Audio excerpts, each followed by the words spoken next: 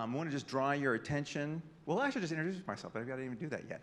My name is David Erickson. I have the privilege of overseeing the community development function here at the Federal Reserve Bank of New York, in addition to the economic education that we do here. You may be, some of you may not be as familiar with the Federal Reserve, but we are the central bank of the United States. We're also a bank regulator.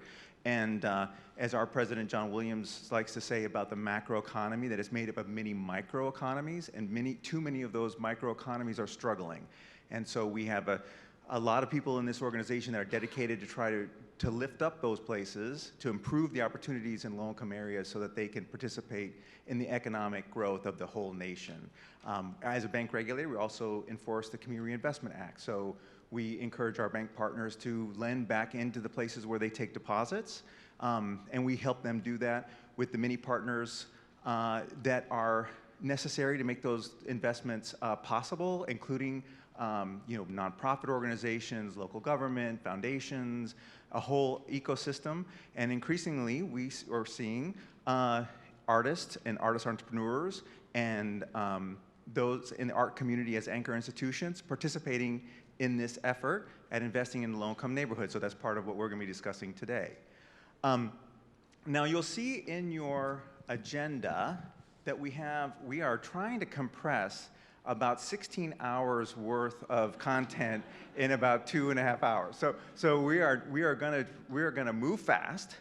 There are no breaks. If you need to get up and move along, just kind of do it as discreetly as you possibly can. We are going to not introduce any of the speakers, just their name, title, and organization to try to save time. You'll see in your material that there are bios, so you'll be able to figure out who is speaking. We do have, you'll see that you've noticed that the cameras are around there. We will be recording this. We also are taking photographs, so just be aware of that. We also would encourage you to sort of participate in this conversation online. And I'll need to put my glasses on in order to tell you what the hashtag is. But I think it's SF. This is a partnership with our friends in San Francisco. SF Fed Arts. So hashtag SF Fed Arts is the hashtag we're using. And I invite you also to tag the New York Fed at New York Fed. So I'm going to be the MC. I'm going to be getting up and down. You're going to get totally sick of me by the end of this 2.5 hours.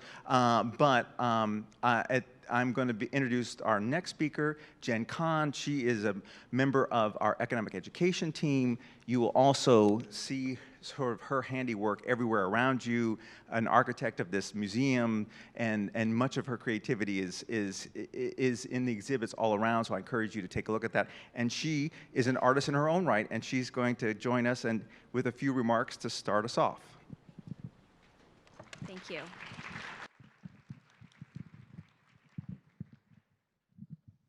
Thank you, David. Today's conference is about transforming communities through arts and culture. You are sitting in a place where the New York Fed works to do just that. Welcome. Look up, look around, the ceilings, the ironwork, the exhibits. This is our museum and learning center. Each year, we host over 20,000 visitors, including students, educators, community-based organizations, and the public, to teach them about economics and financial literacy. Using design, our work aims to transform these complex and often intimidating subjects into fun and inclusive experiences. We're genuinely trying everything. If you're joining us for the first time, please make sure that you wander around the space. We have over 30 exhibits on display. To your left, we have What is an Economy, one of our newest exhibits. It's a bit Where's Waldo meets Wants and Needs. Over here to your right, and maybe a bit behind you, is another recent exhibit, our Greetings from the 2nd District. And that's a little bit more like Wish You Were Here, vintage postcard, mid-century modern, plus some regional economic diversity, because we gotta roll that in. In the back, make sure you check out our comic books. We've set up a reading nook for the popular series. And if you're interested in getting these educator resources for any of your students in your communities, please be sure to reach out because we're excited to share it with all of you. Ultimately, these exhibits were created to stimulate curiosity and raise awareness of economics and the Federal Reserve System. We're working to create a space where people can gather, feel included, and learn. We also hope our space is one in which people can share ideas. As we design new exhibits and host reoccurring outreach and education programs, we want to be sure it reflects the community voices around us. As a part of that, today, we are piloting several pop-ups to gather your ideas on what arts and culture issues are affecting your community. Please keep an eye out for the idea boards that are placed throughout the space. They're big, tall boards with a big white question on the top, lots of color for Post-its. And these are placed actually throughout the exhibit. So you'll see them in this space, as well as the whole exhibit space that extends behind us. As all of you are leaders in arts and culture, community development, we look forward to gathering your insights. Again, welcome to where we create community through arts and culture. Thank you for coming. We're excited to welcome you, and we're really thrilled to kick off this conversation. Thank you.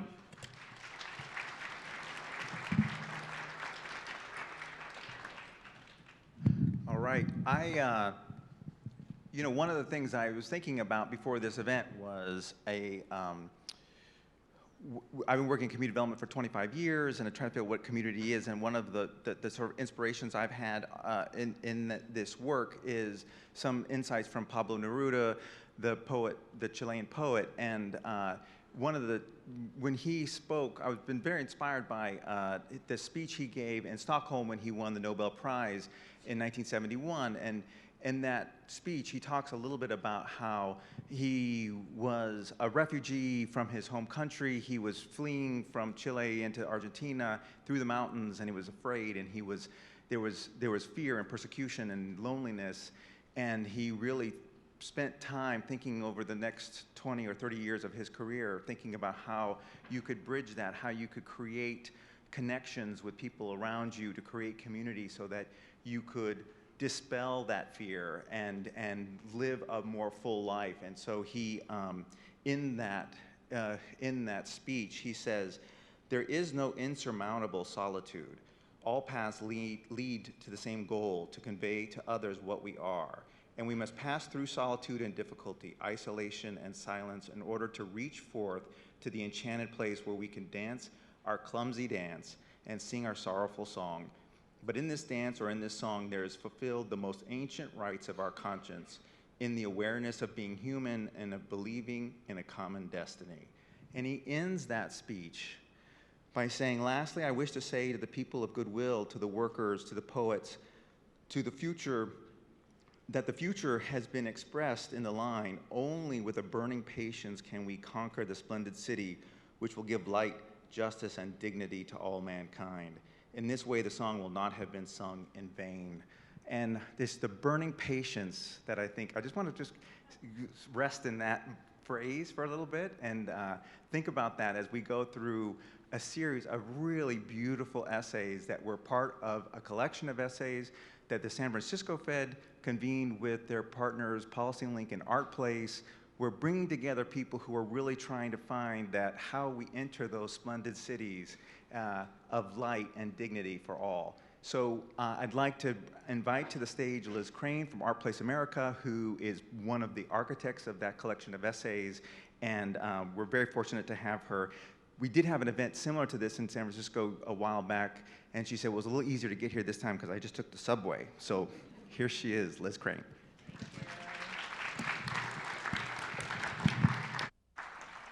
And I also want to thank the rest of the New York Federal Reserve staff who's worked really hard on this event. I know I've felt very taken care of in this process, so thank you to all of you who are helping us today. I also want to thank the San Francisco Federal Reserve and PolicyLink for their ongoing interest and support of this conversation. Before we get started, I want to begin by acknowledging that this gathering takes place on the unceded land of the Lenape peoples. We collectively acknowledge the Lenape community, their elders both past and present, as well as future generations. We also collectively acknowledge that the institutions on this land are founded upon exclusions and erasures of many Indigenous peoples. This acknowledgement demonstrates a commitment from us to beginning the process of working to dismantle the ongoing legacies of settler colonialism. And with that, I want everyone in the room to take a breath, ground yourself in the place, because we have a really exciting afternoon ahead of us. I'm Liz Crane. I'm the Deputy Director at ArtPlace America and one of the co-editors of the journal, along with Laura Choi from the San Francisco Federal Reserve and Victor Rubin and Jeremy Liu of PolicyLink. I'm also the manager of ArtPlace's Community Development Investments Program, which is featured throughout the journal that we're going to be talking about today. So as many of you in this room know, ArtPlace America was founded almost 10 years ago, in many ways as a major capital and policy play. We were asking the question, how might a group of foundations pool their resources and power to help incentivize transformations in the status quo to better integrate arts and cultural strategies into the everyday work of community transformation and healing? We do that through strategic investments in projects, organizations, and systems to advance this practice as a part of equitable development. The field of creative placemaking has made great strides over the last decade in legitimizing the idea that arts and cultural strategies have a valuable role to play in equitable development. In 2014, the San Francisco Federal Reserve published the first journal on creative placemaking, which was certainly a really important step, I think, in a conversation that was just finding its legs. But as you'll hear throughout the day, understanding that this work has value is one of the first biggest barriers to overcome in having the work happen, but it's not the only barrier. So this second journal issue of the San Francisco Fed, to be focused on arts and culture, seeks to have a focused discussion around organizational and systems change and what this looks and feels like, particularly when that change is asking community development systems and artists, culture bearers, and designers to learn how to work together. So as my colleague Victor at PolicyLink notes in his article on organizational change, which I'm going to quote in full because I think it gets to the heart of the matter, the nonprofit sector builds affordable housing with government support or provides healthcare for low-income residents according to a massive and arcane set of rules and financial constraints that have conditioned its practitioners to be very careful and attentive to detail, to always know what they'll be getting from every contractor for each dollar, and to commit only to things on which they are authorized to spend. The creativity, such as it is, comes in maneuvering the systems to get the best results. In contrast, artists who care deeply about being engaged with society and with local communities are experts at freeing and stoking not only their own imagination, but also that of the people with whom they work. They're experts at helping folks not only express themselves, but also become unbound from conventions and envision a radically different future. And that is why we are here today, to help enact that radical future. The journal itself is largely oriented around lessons from ArtPlace's Community Development Investments Program, which was incidentally launched alongside the first journal on creative placemaking back in 2015. We spent 3 years with 6 community development organizations to understand their missions and how they functioned, and then help them to look at how and where in their development processes and pipelines local artists, culture bearers, and designers could bring new ways of thinking, new lenses to their work, and new approaches for engaging and organizing with their communities to lead to more equitable futures. This could mean anything from having Daniel Johnson, an artist in Jackson, Mississippi, helping the Jackson Medical Mall think about how a place for health transactions could transform into a place for community connections and healing. Or having the Cook Inlet Housing Authority, a tribally designated housing entity in Anchorage, Alaska, figure out how to reintroduce storytelling as a key practice for reinvigorating community engagement. Having an artist help the Southwest Minnesota Housing Partnership in rural Minnesota to get to know more about its refugee residents in an affordable housing complex to be able to better meet their needs. Having a committee of Zuni artists help design a new park to promote cultural resiliency with the Zuni Youth Enrichment Project in New Mexico. Having artists help to strategize around ending cycles of displacement in Little Tokyo with the Little Tokyo Service Center in downtown Los Angeles. Or having artists help lay the groundwork for stronger collaborations between the Fairmount Park Conservancy and the Strawberry Mansion community in Philadelphia around new capital investments that would serve the community that had been there for decades. You can read the stories from their journeys in the journal, and you'll be hearing more about some of them today as well. Each of these organizations had to learn new skills, develop new relationships, and think differently about their work. They learned a lot of critical lessons along the way, such as making sure local artists are at that proverbial table long before that proverbial menu is planned, and to leave room for discovery potential, that not all projects had to have a very distinct and concrete set of outcomes at the outset, but that sometimes the most magical things that happen are the things we don't anticipate.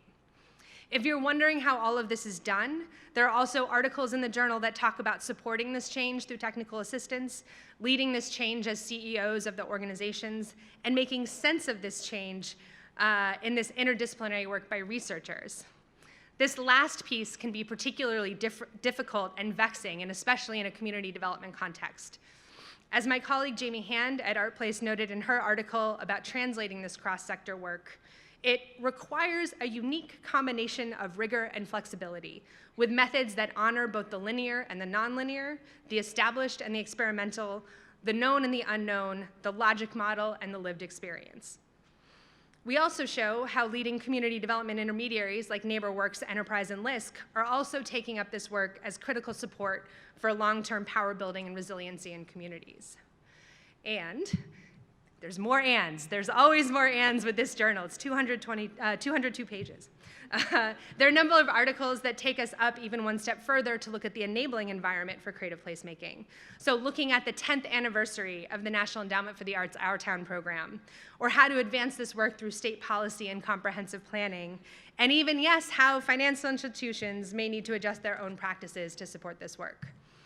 In the case of the latter, Deborah Kassemeyer from financial institution Northern Trust notes that practitioners are often already doing the work. It's the financial institutions that don't always know how to see it. For example, she suggests looking at how financing decisions can restrict or expand community vision in new projects, and challenges banks to ask questions along the way related to arts and culture during their approval processes, like, what things have been deemed important by the community but have not been included in the final budget? Or does this development fit into the neighborhood and contribute to maintaining the neighborhood's culture? She also says, when you mix in arts and culture as a critical ingredient for successful affordable housing, the questions change from, why is this important, to how do we think creatively to plug the financial gap for something that is critical for the project's success? Critical for the project's success, which is a good reason to try to figure out how do you plug that gap. So how are we turning how might we into how must we?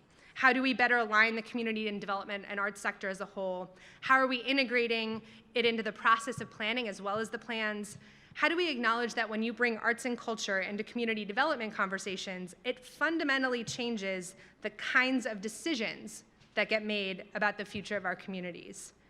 And that we need to support artists, culture bearers, and designers in partnering in this work. Moving dollars and cents into this work isn't just about how you can finance a deal. It's about how you place value, metaphorical and literal, on how decisions happen in communities and what gets built. It's about what happens in spaces and places after the construction cranes go away. It's about seeing all of the cultural assets, histories, and aspirations that communities hold, and making sure not to erase them as we move forward because we weren't ready to expand our imaginations to make them pencil out. You'll hear shortly from Penelope Douglas at Culture Bank, who says in her article, artists and arts and cultural enterprises are left out of major investments despite their proven ability to understand and celebrate the depth and diversity of community assets that exist and that matter to people.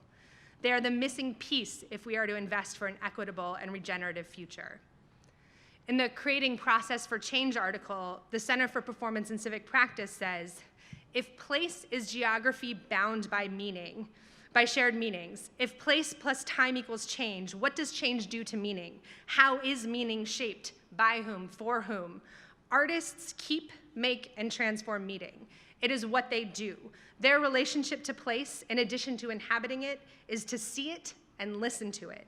Whether intentionally or not, every creative act, every moment of imagination and expression in a place contributes to that place's shape. And finally, Michael McAfee of PolicyLink says in his culminating piece with Rip Rapson, this is the work for us to be doing at this moment in our nation because, one, our institutions that are central to a strong democracy have a very limited aperture, and two, we are grossly disconnected from resident voice and power.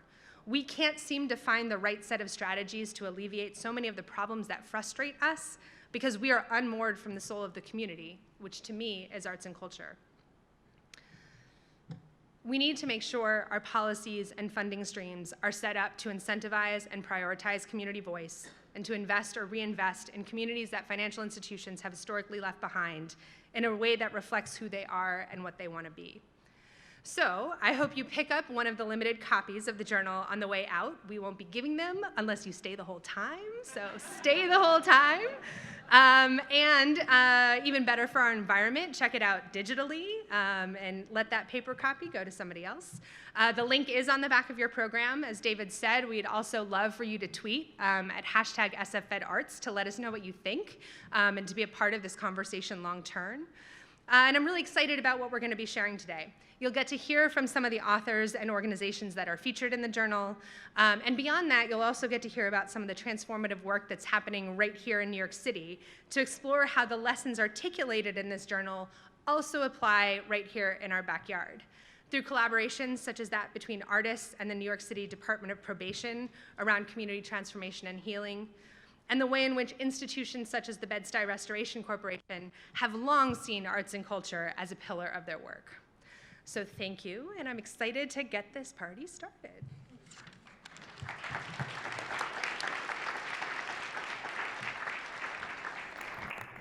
Thank you, Liz. Thanks for that great overview and those highlights. So please grab one of those copies on your way out and share that with your colleagues. So next, we'll have our first panel. I'd like to invite Laura Choi, the Research Director of the Community Development Department at the San Francisco Fed, and her panel. So come on up, Penelope, Rip. It's a special pleasure to introduce Laura. She and I have worked together for many years. When she was a master's student and at Berkeley 15 years ago, she did her project on community development finance, and she presented it in this building, and there was a standing ovation. And I knew then I needed to hire her, and I did. And we worked together for many years. And you will probably be on your feet at the end of this because she'll be such a good, amazing moderator. So Laura, take it away. Thank you, David. For those of you who know David, he loves to be generous and set very high expectations. My fear is always, oh, I'm going to let everyone down after David introduces me. But special thanks to David and the New York Fed for hosting us today. It's a real privilege to be here today with you, so thank you, David. And thank you to our partners at PolicyLink and ArtPlace just for the incredible opportunity to co-edit this journal in partnership. It was such a privilege. So I'm Laura Choi with the Federal Reserve Bank of San Francisco. It's a real honor to be here at this event with all of you and with our illustrious panel, all of whom had a direct hand in the journal. They were authors and contributors, so it's really nice to be able to hear their voices today. I'll just do a little bit of framing. Apologies to all of you, my back is to you. I'm gonna, hope I don't fall off the stage here, but there we go. I'll do a little bit of framing, but we really want to spend most of the time hearing from our panelists, their perspectives on this topic. So within the community development field, as we heard Liz alluding to, we often talk about the need for cross-sector partnerships and having to break down organizational silos. And this is key because we know that the issues that underlie poverty are complex and interconnected. But our current funding streams, policies, and practices often remain siloed.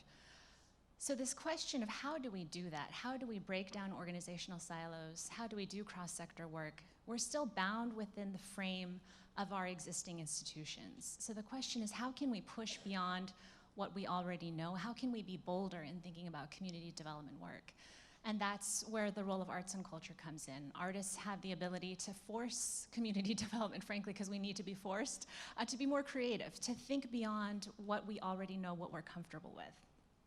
So this panel is titled Shifting Mindsets, the Role of Arts and Culture in Building Equitable Futures. And we're here to explore the premise that arts and culture bearers can transform the practice of community development and help us truly reimagine what's possible. So it's an honor to kick off this conversation with these four folks. I'm going to let them introduce themselves. But I'm going to ask them to share the brief story as part of your introduction. When did you first come to understand the important role that arts and culture would play in your own work? Why don't we start with you, Rip? Thank you, Laura. Good afternoon, everyone.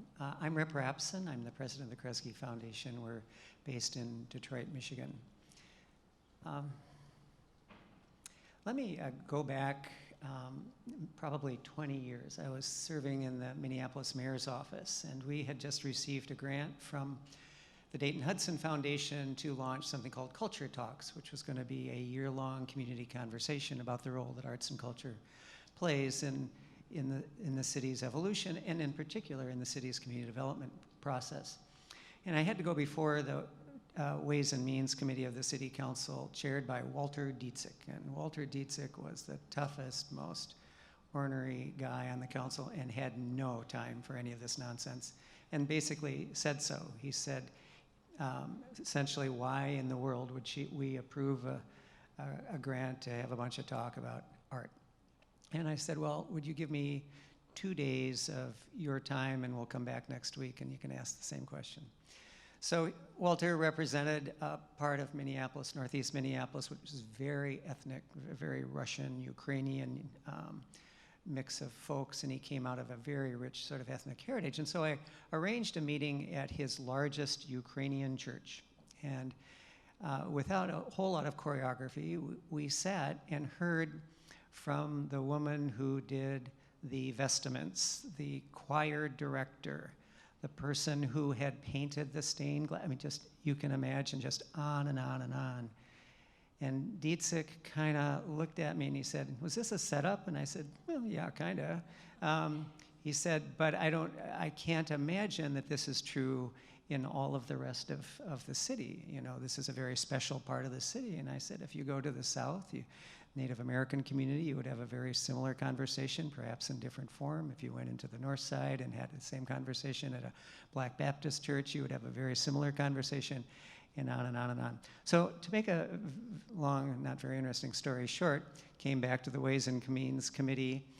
He approved the grant, and Walter became one of the chief proponents over the next couple of years of genuinely trying to integrate arts and culture into the community development fabric of the city. And I think in many ways it began Minneapolis's journey, which has, I think, continued to this day, to be really edgy about how these worlds can mix. They have public works engineers who talk about arts and culture at the very early stages of their major projects. They have highway engineers who do the same, and I give Walter all the credit. Okay, thank you. Jamie, how about you? Hello. Oh, hello.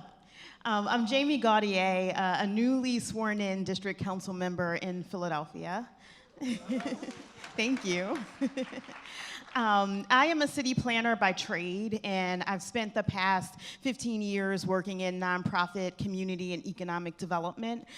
Started off working at LISC for several years, also led several community and economic development-focused nonprofits, including, right before I ran for council, the Fairmount Park Conservancy, which works very closely with residents and the city's Parks and Rec department to make improvements in the park and to raise money for public parks in Philly, and also to facilitate volunteerism. And so I've been involved in community development for a long time, and certainly I've always been aware of the role that arts and culture can play. A lot of you have heard about the Mural Arts program in Philadelphia, right? That's been a program that's partnered with CDCs and other community-based organizations for some time. I've been involved in revitalization efforts targeted towards neighborhood corridors that use arts as a strategy. But I think the role, that arts and culture can play, and the power of it became most apparent to me when I was executive director of the Conservancy. When I came to the organization, we were newly granted an award through the ArtPlace CDI program, and we used those funds to engage with residents in the Strawberry Mansion community. And it really changed the way that we worked as an organization, and it allowed us to build a lot of trust that wasn't there previously with the community. It allowed us to highlight the community's history and culture in a gentrifying neighborhood, and it allowed us to do better and more effective engagement and programming. And so happy to talk more about that work as we go along. Great, thank you so much, Jamie. Maurice, how about you? Well, good afternoon. It's nice to be with all of you all, and nice to be in this beautiful space. I'm Maurice Jones with LISC. I can't remember exactly when the first time was that I had an epiphany about the role that art and culture could play in community development. I do remember, though, distinctly when I've been in this job 3 years. Before I did this job, I was the Secretary of Commerce and Trade for the state of Virginia. And that meant that I was the Chief Economic Development Officer. And I'll never forget, I was in a small town in the western part of the state, which used to be coal country. And they bought me because they wanted me to see the economic development efforts that this small town was engaging in to transform its city or I should say, the town, to the next chapter. And they took me to a theater. I thought, sure, they were going to take me to some small business that they wanted me to see, but no, they took me to this theater and they showed me the efforts that the town was taking to restore a theater that was over 100 years old. And they proceeded to tell me the story of this theater and the meaning and the significance of this theater for the town, and how much it had been really the convener for this town for years, and that it was important to bring it back, yes, for the economic vitality of the downtown, but even more importantly because of the stories that theater represented for the history of the community. And that was one of those moments where I realized that this was bigger than a transaction, right? That this was more than new markets tax credits, that this was really about how you bring back to life, in this case, an entity that contained stories that could really tell you about the heart and soul of that community, and that for people around meant way more than any dollar amount you could put on it. I think that was one of those moments when I realized, yep, art, culture, and the institutions that allow us to actually perform art and culture, or do it, or make it, are really central to the work that community developers are trying to do. Penelope? Hi, everybody. I'm Penelope Douglas, and I am a co-founder of Culture Bank, which is housed at Yerba Buena Center for the Arts in the Bay Area, an organization that really is about providing a forum for how art and culture and the best ideas we have can move us forward. And my colleague, Deborah Cullinan, the CEO of YBCA, is here. We also, YBCA, I should mention, had the chance to host the amazing event that took place that Liz alluded to, that was kind of the inaugural of what this is the follow-up and wonderful successor to here in New York. Mine's a very personal story. I have a long career as a community development investment professional, also in social finance and impact investing. I'm also an artist. The first time I had this transformation was when I was not quite 30, and I was serving as the very young, unseasoned board of directors chair of a small community-based organization in San Francisco that was working on the issue of street youth at a time when street kids were not interesting to anybody, and HIV was becoming a very big problem. And what we were going through was a strategic conflict internally, where half the staff of this great community-based organization thought that to bring these kids to a healthier place meant that we needed to get them off the streets, and the other half of whom had a different question in mind, and they wanted to pursue the question with the kids. We had an artist named Peter Karpu who was working with the kids at the same time. It turned out that the outcome of this strategic conflict was the one that made more sense and transformed me, which was that the kids and Peter defined what a community meant to street kids, and that's how the organization continued its work in fulfilling its mission. It wasn't about what I saw as a community for street kids. The second transformation took place just a couple of years ago, and it's, again, quite personal, and it's as a result of two invitations, one from my colleague David Erickson, then at the San Francisco Fed, and the other from my colleague Deborah Cullinan at YBCA, each of whom asked me to do a small residency, an artist in residency, simultaneously with one at the Federal Reserve Bank. Having just gone down to see the gold downstairs, this is a particularly poignant story for me to tell you now, but the point of my transformation was only allowed by virtue of an invitation. It was the invitation from two great thinkers to actually expose myself to the opportunity to look at the question of why I felt community development investment was largely failing by using my artist's lens along with the experience that I had gained as an investor. So those were my transformations. That's great. Thank you, Penelope. Thank you, all of you. I love hearing these stories of personal transformation because each of you touched on, ultimately, the arts and culture got to the heart of what mattered for that community that you were working with. And I think that's the goal of what we're talking about today. So I want to spend some time talking about the end goal of an equitable future as part of our title for our panel here.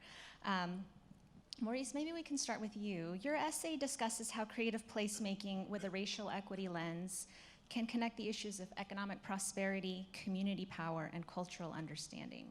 Why is it so important to hold all of these things together, and how are you doing that through the work at LISC? Big question, I know. You all better sit back. So I think so for us, you need to do all three to actually get at the notion of equity, right? For us, equity includes making sure that the voice of the people of the place where you're working is at the table from day one, right? And that's always a humbling reminder lesson that we have to remember and practice and repeat. Because unless that's the case, this notion of equity doesn't follow. And by the same token, what that means is, at the end of the day, you know, to put it crassly, equity is about power, right? It's who has the power to make choices.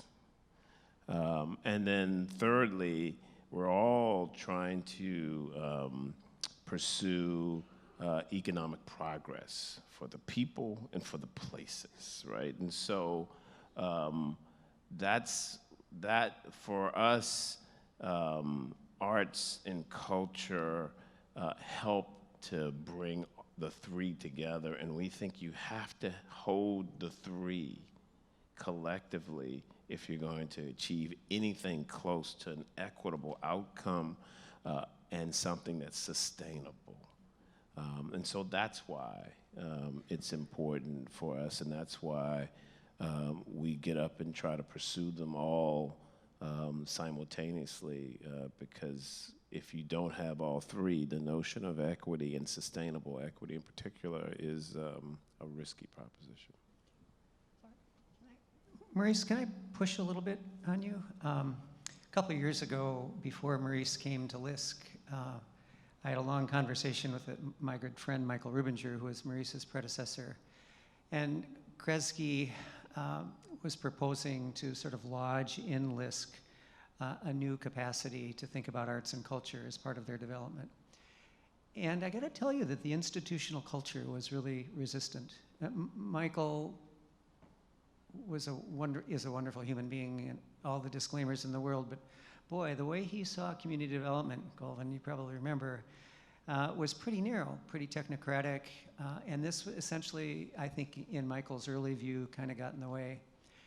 But we kind of plowed on, and he sort of agreed to take it up. And when I look at what path LISC has taken in the last couple of years, it's just remarkable. I mean, the extent to which this has genuinely seemed to become part of the way you think about community development. I don't mean to cut other people out of the conversation, but I'm just wondering if you could talk about how did that take? Because that's so much part of the challenge we have. It's this sort of resistance culture, whether it's out of our traditional community development infrastructure, whether it's out of the public sector, whether it's out of our banking community, whatever it is.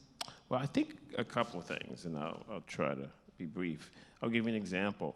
We were trying to figure out how to do more in the green housing space, right? How to better connect housing and health, right?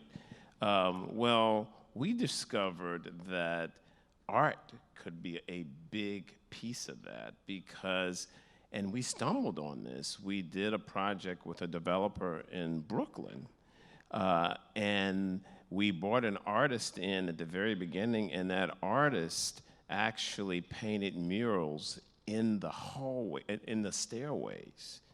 And we discovered that people were using the stairs more because they wanted to see the art, right? And we were like, of course, art has a role for us there. Same thing, we were looking for groups in the community through which we could do work.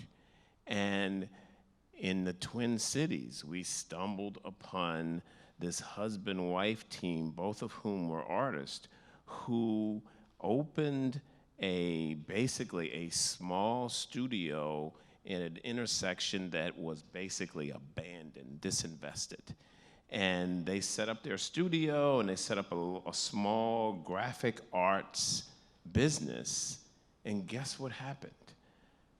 Other businesses came and bought up other abandoned buildings in that intersection, and they eventually ended up setting up an internship program for youth.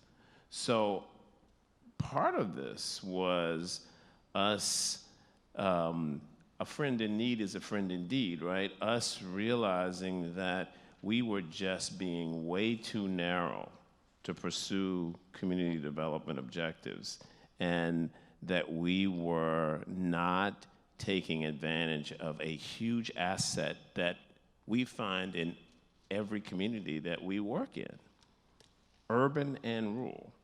And so that's really what has pushed us to, I think, be better in this space. It also helps when a funder comes to you and says, you're not doing a good job, right? But that's for another day. All right, thank you. And Rip, no need to apologize. This is what a good panel should be, in my opinion. This is conversation among all of us, not just me to the four of you. So I invite all of you to please engage in conversation with each other. No, sorry. This is good. This is what we want. Thank you, Rip. That's great. Jamie, let's turn to you maybe. I want to hear your story. In the journal, you talked about some of the fears that were happening in the Strawberry Mansion neighborhood around gentrification and displacement. Can you tell us a little bit more about that story and how artists in particular help to build trust to identify the priorities of residents and why this was critical for ensuring equitable outcomes in this work? Just a little context.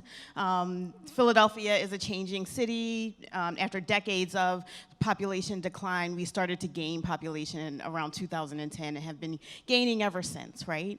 And that's absolutely changing the way that we look at community development in the city. And so when I came to the Conservancy, we had just been awarded the ArtPlace grant, and the Conservancy had been working for a few years to try to bring to life a project in East Fairmount Park called Mander to the River. And just to set a little context about Strawberry Mansion, so Strawberry Mansion is a neighborhood nearest to East Fairmount Park. In the past, it was a neighborhood where wealthy and middle-class Jewish people lived until they left the neighborhood in about the 50s and 60s. And today, it's a mostly poor and working class, predominantly African-American neighborhood. It borders Brewery Town, which is one of the most gentrifying neighborhoods in the city. Its place next to the park also makes it attractive. So lots of the newer folks coming to the city want to be near the park and all of the park's assets. So it's a neighborhood that's experiencing a lot of development pressure. At the same time, there's a lot of poverty. Its high school is set to close. It's a neighborhood that experiences a lot of crime. So this is the context. And so the Conservancy had been trying to bring to life this Mander to the River Trail project that would connect make better pedestrian connections between East Fairmount Park and the Schuylkill River. And the community really didn't want this project, right? They didn't see it as a high priority for them and their neighborhood. And they also saw it as something that would catalyze gentrification. They started calling the project the River to Mander because they saw it as something that would bring outsiders into the neighborhood and lead to gentrification faster. And so this project essentially died in the water, right? But the ArtPlace grant provided us with a new opportunity to kind of look at our work in East Fairmount Park and look at our work with the community. At the time, Ellen Ryan, who's in the audience, was our Director of Strategy and Planning at the Conservancy, and she led a lot of this work, and I had the pleasure of working with her on it. And so we essentially used the ArtPlace grant as a way to look at this work much differently and as a way to pause. So we started by setting the ground rules with the community. We built a steering committee that consisted of Conservancy staff members and leaders from the community. People were paid for their time, and we co-created. And everyone had a voice and a place at the table, and we didn't come to the table with any preconceived notions of what would be delivered. One of my favorite things that we did was to activate the Hatfield House. So the Hatfield House is one of the historic park houses in Fairmount Park. And for many years, it sat unactivated in the Strawberry Mansion community. It's a beautiful, stately house, even though it needs a lot of TLC. But it's this house that people would just walk by and couldn't go inside, right? And so we used the ArtPlace funds to start an artist in residency with a group called Amber Arts. And they worked with the community to activate the house. And so it went from this, kind of vacant place to a space where we would show movies and have jazz concerts and community picnics and community art showings, right? And in comparison, a lot of the historic houses and park houses in Philadelphia are house museums. And so I thought this one was the coolest one in the city. And so we did a series of small projects, like, activating the house in different ways. We created a card deck that represented Strawberry Mansion, and so it was a real playing card deck that had cards showing everyone from Meek Mill to neighborhood community leaders, and it really was a way of highlighting the assets in the community. We had a photography camp for youth where the kids went and took pictures in the park and around their neighborhood and displayed them in the house. And so these series of small projects allowed us to approach much bigger projects as we built trust. And we winded up pushing aside the trail project essentially and put the bulk of the money into re-envisioning the Mander Rec Center in preparation for larger capital investment that's set to come from the city. And so, through this year-long process, we built enough trust between us to take on this large capital project as a coalition. And we also winded up highlighting the history and the culture of Strawberry Mansion in a time where it's changing. And so it was a worthwhile process for our organization, and it also fundamentally changed the way that we did engagement. Thank you. I think that's one of the themes that comes up a lot. You alluded to going into it, you didn't know what was going to come out of it. And that openness to the process and trusting the process, trusting that the partnership with artists and culture bearers would lead you to to a good outcome, but you had to trust that you would get there. That definitely came up a lot. Rip, I'm going to turn back to you. You and Michael McAfee of PolicyLink have an essay on why arts and culture strategies are central to equitable development. And one of the themes of that piece is about widening the lens and taking a new approach to problem solving. So how does incorporating arts and culture into community development allow us to broaden our understanding of the problem and what the potential solutions might be? I think I want to get Liz Crane back up and just kind of repeat what she said, because in many ways, the proposition is so self-evident that it's almost, the question is almost, how can we not have arts and culture be at the core of community development? But that having been said, it changes the who, it changes the how, and it changes the what.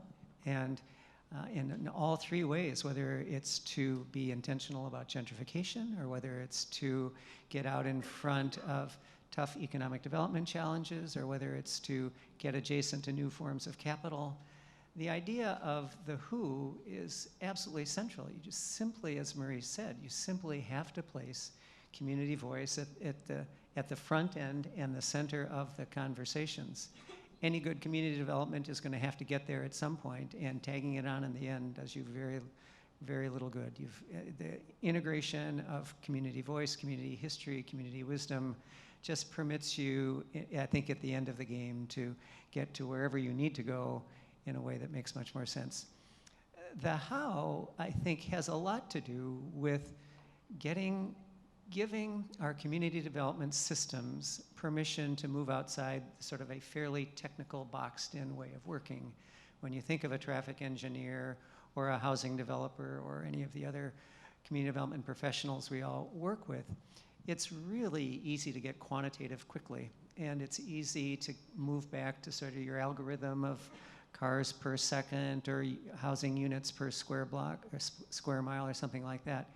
I think the possibility of sort of giving greater latitude to decision makers to ask the kind of questions that Liz mentioned, that just the problems you think you may be solving are actually not the problems you actually need to solve. And I think arts and culture workers almost invariably help people see that. And I think the what is probably the most important. There's a wonderful author named Carlton Turner who refers to arts and culture as creating dark matter. It's the stuff that's really hard to measure, but that is essential to community fabric. It's social capital, it's history, it's heritage, it's identity, it's all of the things that our community development system doesn't do a particularly good job at measuring. And so at the end of the day, not only do you get a traditional community development product, I would suggest that you get dark matter. You get the kinds of things that over time cohere for community and permit community to grow. I know in Detroit, we're having a difficult conversation about how does the so-called return of Detroit mesh with the 700,000 people who have been in Detroit for the last 40 years and who have been slogging it out day to day. And our early impression is one of the only bridges to that conversation is through arts and culture, because how else can you sort of hold simultaneously your past, your current, and your future? And it creates a sort of a bridge among the past state, the current state, and the future state in a way that no technical community development process can do. So I would actually argue that the product is very different when you inject arts and culture into it. Can I chime in quickly? I also think injecting arts and culture has a way of centering residents and the people who are there in a way that's difficult to do if you use more sort of traditional forms of community development. When I came to the Conservancy and we were trying to undertake this work with Strawberry Mansion, they essentially saw us as a white organization, a white institution, and they saw us as outsiders. And I think stepping back from the project that we had originally gone to the community with and allowing for space for the community to create and offer up what was important to them through arts and culture, it changed the dynamics of the relationship and the way that we were communicating to one another. That's great, thank you. Yeah, I think this theme of needing to really challenge the way our current systems are working and the rigidity of some of those systems is really key to this. And actually, Penelope, that leads us to the question I wanted to ask you about investments. Your article talks about the importance of investing in culture as a first step in community investment. Why do you think it's so critical to place artists centrally in community investment strategies? And how does this approach lead to more equitable outcomes? I'll try to stay focused on that, although I'm also trying to respond to Please this feel because free I'm to trying to reflect wade on into what- this I know there's a conversation lot- here. there's a lot here. First of all, context. Culture Bank is in the midst of a pilot phase in 3 locations, and we're well into that pilot. And so I just want you to sort of understand that I'm speaking about the concrete, not just the theoretical when I'm describing my experience, when I'm describing my point of view. Here's the thing. I mean, we're talking about power, and we're talking about these questions of how we shift community investment. And in my view, one of the odd things about community investment, having been in community investment, is that in a way we only think about rigor in community investment when we think about transactions and financial capital. And my entreaty is that we need to understand, because of this question of power, because of the question of how critical culture is to driving long-term change, we need to really understand the rigor that it's going to require of all of us to experiment. And also to dive much more deeply into the processes like the one you used in Fairmount, the processes that I can name 20 people in this room whom I regard highly, understand how to use, but which are not the processes that we all systemically believe are essential to investing in the conditions that will create more productive community investment. And it's that idea that we need to consider value and power in a system of investment that's really intriguing to me. Communities that are considered poor, considered under great stress, have community assets of all kinds. And those are the assets that are most powerfully going to serve those communities' long-term health and well-being. And artists are those who know how to build and or activate trusted places where conversations can be held about these kinds of questions. They know exactly how to illuminate this kind of community wealth for purposes of these longer-term, more equitable outcomes. They are, in fact, early investors in communities, and therefore, to me, they're critical actors. And for us, the question is, how do we then consider how to invest in a way that is just not the muscle that anyone who would consider themselves an investor is typically using. I also think we have to be really careful about identifying that we're in several conversations at once, all of which are important, and each of which is distinct. And so we can talk about that maybe as part of our closing, but the mistake that many in the social entrepreneurship world, which I've also been played a lot of time in, is you mash everything together into one conversation called social entrepreneurship, and then you expect funders and others to sort of follow along. And I think we need to take great care, if we're going to place artists so critically at the center of new community investment strategies, to also define very clearly all the ways in which we're going to do that, and not make the mistakes that we've made before. I'm wondering how many proof points make the pie? I mean, I think of the Bay Area and all the extraordinary work coming out of Oakland, the East Bay, that clearly demonstrate that this is an effective model for community organizing, getting community projects done, and attracting social finance. At what point do we have to stop making the case? That's a great question. You know, if I'm following your question, and by the way, our pilots actually are farther along in Dallas and in Kansas City, Missouri, than they are in Oakland, and I admit purposefully so, because I don't want to consider the bubble of the Bay Area as the only place where we try to make a case, because I just don't think that's wise. But I think My point of view is that we need to be better at what I would call gathering evidence, and we need to have as much evidence gathered among us as quickly as possible that shows the early signs of the kind of outcomes that artists can achieve. And I'd move there now. I would off cases and to really trying to build up our evidence base. That's what I would do if I were, you know, the king of the zoo or whatever you call it. But I also I think we have to be willing also to continue to tell the stories of where the artist is having impact. And for me, that is a case I want to keep making. So I think I'm answering your question. I think we need to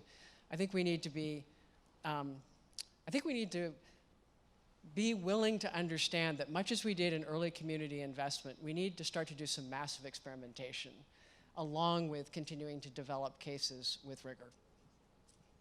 Thank you. All right, we've got about 15 minutes left. I want to return to this theme of shifting mindsets and this idea that a lot needs to change and shift. And I'm going to ask each of you to reflect on the different parts of the community development ecosystem that you represent and really think about what needs to shift.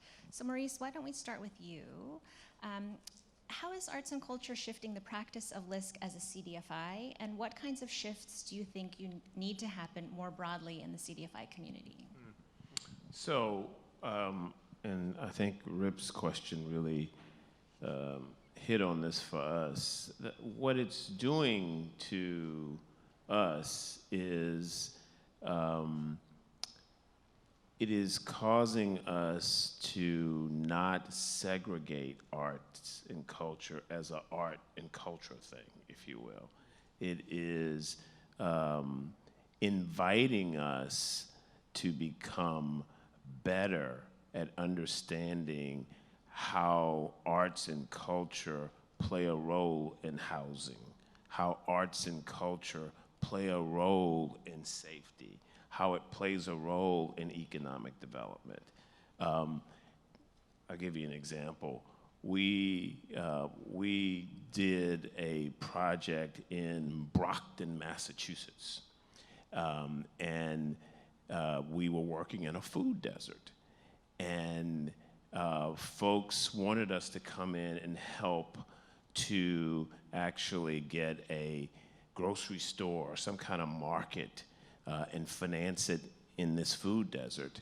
And when we talked to people about it, they said, nah, it can't be done. We can't, it won't be economically viable. Well, guess what? What we discovered after a while was actually we could find an economically viable grocery store to finance, but it had to be one that had foods and culture that catered to the Cape Verdean community, because that was the community that was living in Brockton. Imagine that, right? So we went in to an abandoned lot that had been abandoned for 20 years and co-located a federally qualified healthcare center and a grocery store catering to Cape Verdean taste, spices, foods, etc. Guess what? That was 10 years ago. That store is making money, right?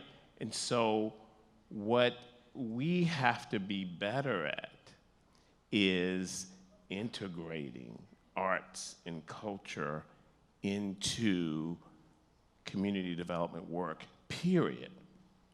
Better understanding that they are assets, tools, strategies that we have to learn to be good at to do our work. That's the mindset change that, no, it's not art and culture out here and then community development over here. Nope, they are one and the same.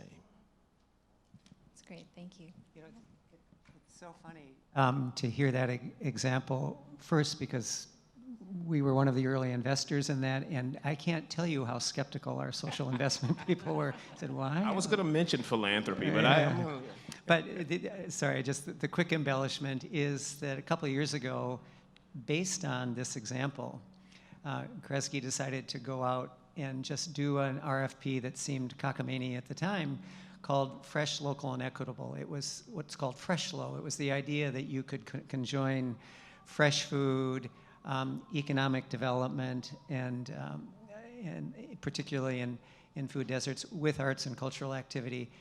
We had no idea what we would get. In all of the years of Kresge, we have never received so many responses. We had 600 responses to that request.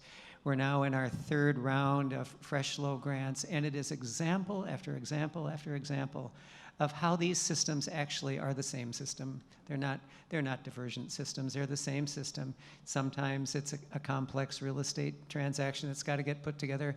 Other times, south side of Chicago, we had a group of artists just organizing arts events outside a convenience store that was trying to, peddle the classic chips and pop to the local residents. And by joining the arts activity, we were able to sort of encourage the store owner to offer different kinds of, they were able to encourage the store owner to offer different kinds of fresh food. And now it's a completely transformational project. I mean, time and time and time again, I just think we have this sort of sense that these are distinct systems. Yeah. They're not. Actually, Rip, I'll ask you to continue. The question I was going to ask you was, how is Kresge leveraging its arts and culture investments? I think you started to alluding to that. Leveraging those investments to shift community development practice, and the bigger question is, what further shifts do you think need to happen across philanthropy broadly? Maybe I could, Liz is not there, give a sort of a shameless plug for ArtPlace. My sense is that what ArtPlace has done is essentially what she described and what you've asked. It's helped redefine the narrative. I think it's a lot of what we're talking about here. It's created multiple models across the country. I mean, ArtPlace has made, 1,000 grants? I don't know how many tens of millions of dollars it's invested. It's not just the money, it's not just the grants, but it's the proof points, these sort of points of illumination that are just so powerful. It's helped our national intermediary partners, whether it's in health or transportation or housing or criminal justice, see their way to a different way of integrating the work. It's working with folks like the Fed, who are sort of unnatural partners, if I may. You're better than most, but sorry. The Fed, when we first thought that the Fed would be a natural convener, I think we ran into all sorts of skepticism. This is not their bailiwick. They don't think about this, but David and Laura and others sort of grabbed it. Sort of those sorts of platforms to sort of elevate and disseminate, and then people like PolicyLink who are doing some of the tough research and trying to do the kind of quantification and validation that is so important. That is something that philanthropy can do. Ultimately, we're not LISC, we're not the Philadelphia City Council, but we can take this sort of social venture capital and help create an infrastructure that helps hold the work. That's great, thank you. I think that acknowledgement, right, in the roles that each of us play, we are part of this broader ecosystem, and we need to think how each of us can shift to change those broader conditions. So I love that, thank you. Jamie, I'll turn to you and ask, how do you think community-based organizations can shift their practices to promote a more equitable future, and what is the role of arts and culture in that process?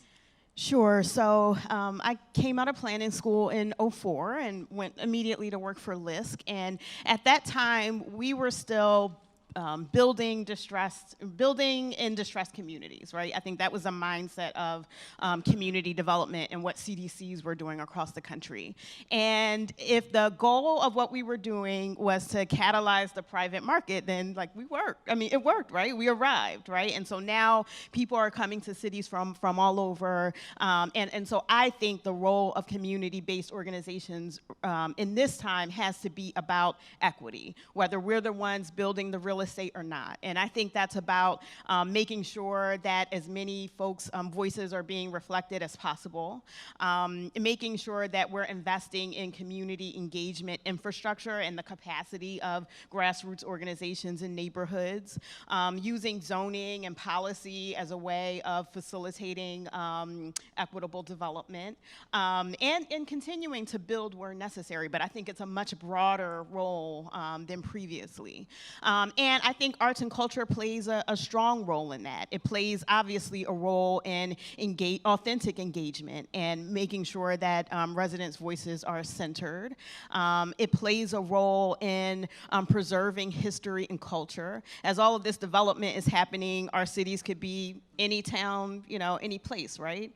My chief of staff has a joke that a lot of the housing we're seeing going up in Philadelphia looks like IKEA homes, right? It looks like people just came and, kind of put them together and they all look the same. And so I think arts and culture has a strong role in preserving a sense of place. That was a lot of the work that Ellen and I were trying to carry out at the Conservancy. No matter who comes to Strawberry Mansion, we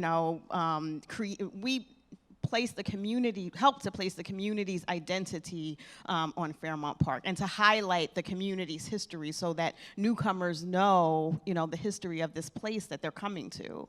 And I think that will continue to be important in communities across the country. And also, I see my role as a district council member in bringing everything that I learned in the nonprofit community and economic development world to this legislative position.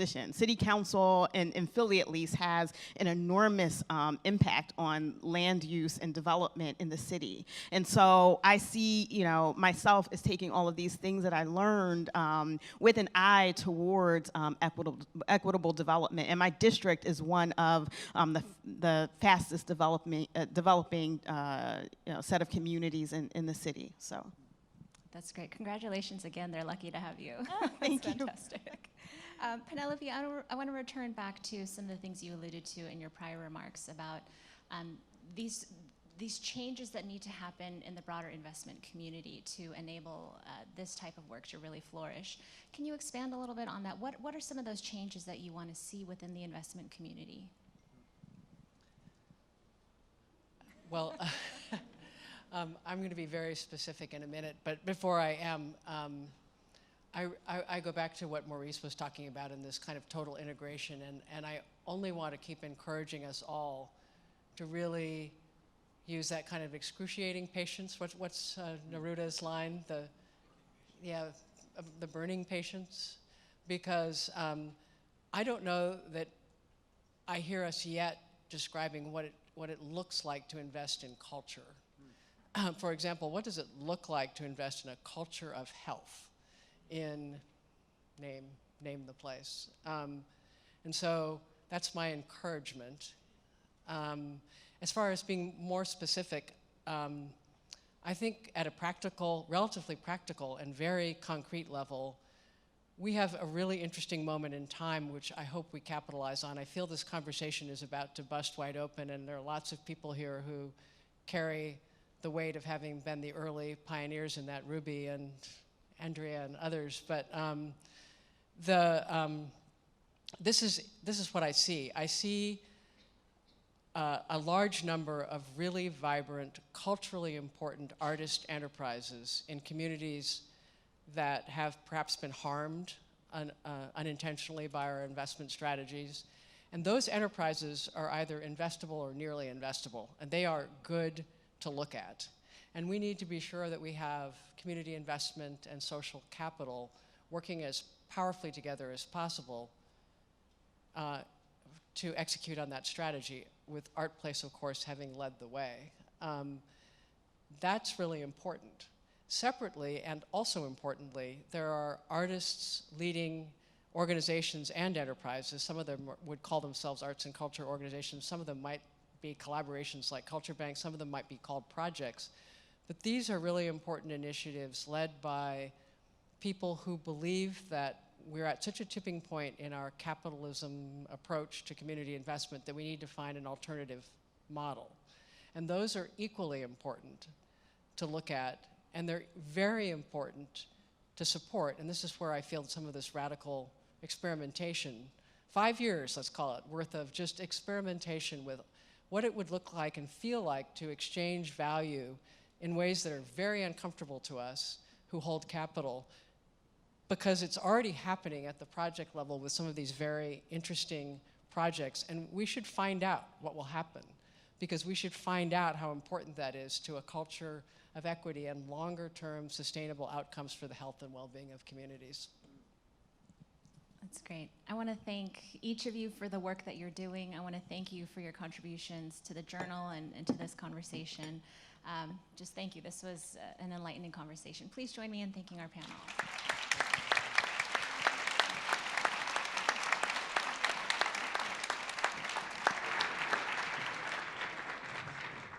Thank you, Laura. Thank you to the panel.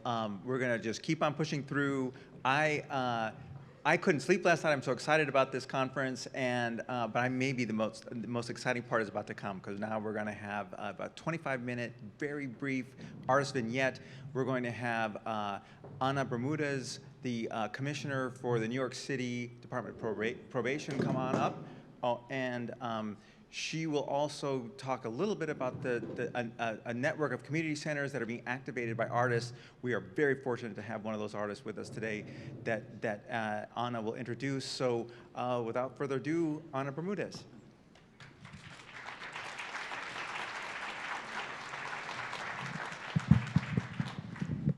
I won't believe this, but I cannot see the screens, so I'm hoping that, can somebody tell me what is showing on the screens right now? Me, okay. So, that's not good. So my name is Ana Bermudez. I'm the commissioner for the New York City Department of Probation, and since I can't see too many people because I'm short, I'm gonna stand up here. I wanted to introduce this next piece by talking to you, putting it in context.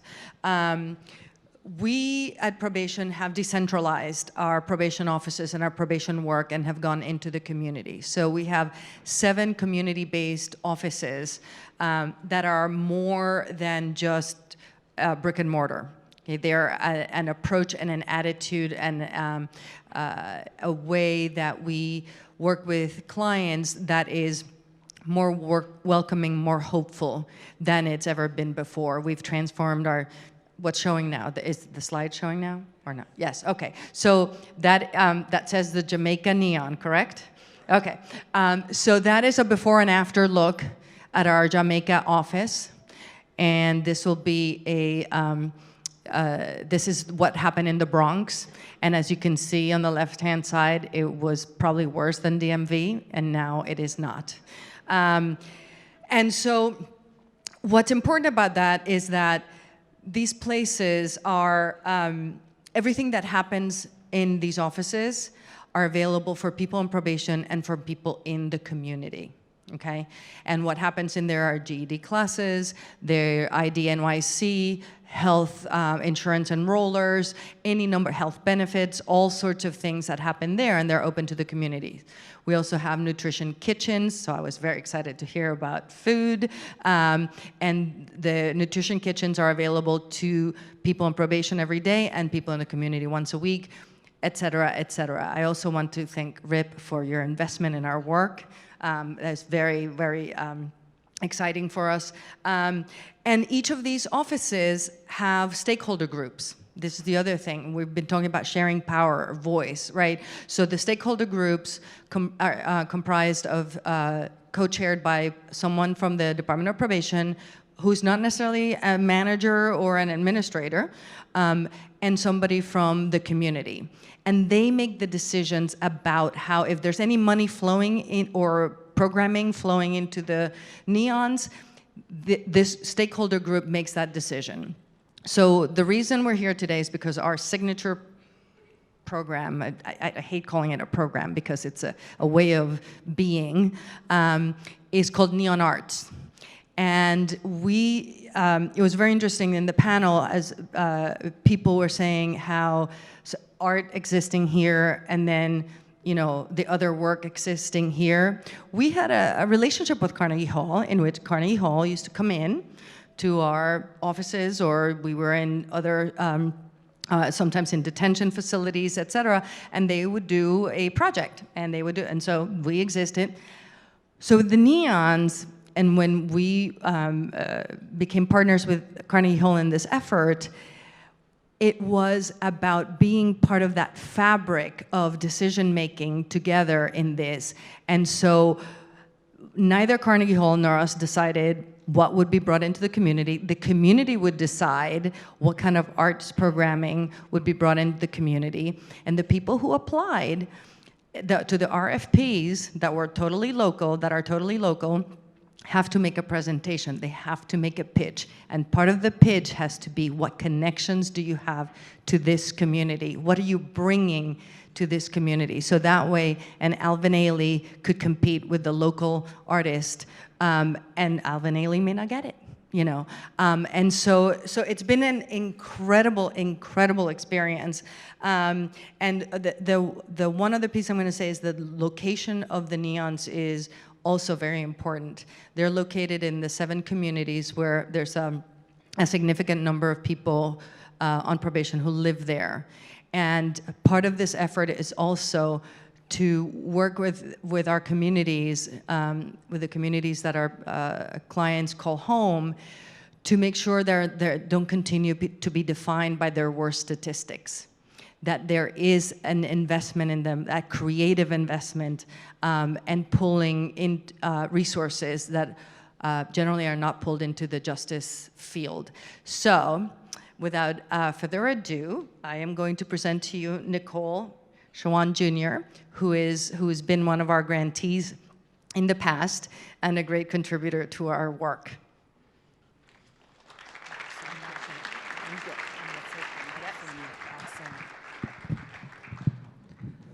Good evening, everyone. It's a bit of a trip. About a year ago, I was actually reporting to the Department of Probation as a felon who was under supervision, and now I'm partnering with the New York City Department of Probation, and I'm here at the Federal Reserve Bank. That's kind of crazy. So I'm gonna start with a piece. No One Survives the Smoke. Coney Island, Brooklyn, 2017. I pull onto Daddy's block. The stocky frame houses stacked next to one another like planks on the boardwalk. It's late fall, so there is ample street parking, unlike the summer months when cars crush into one another like Colt 45 cans. A distant car horn buzzes angrily on the Ave. Roxy barks from behind the ground level window that overlooks the street.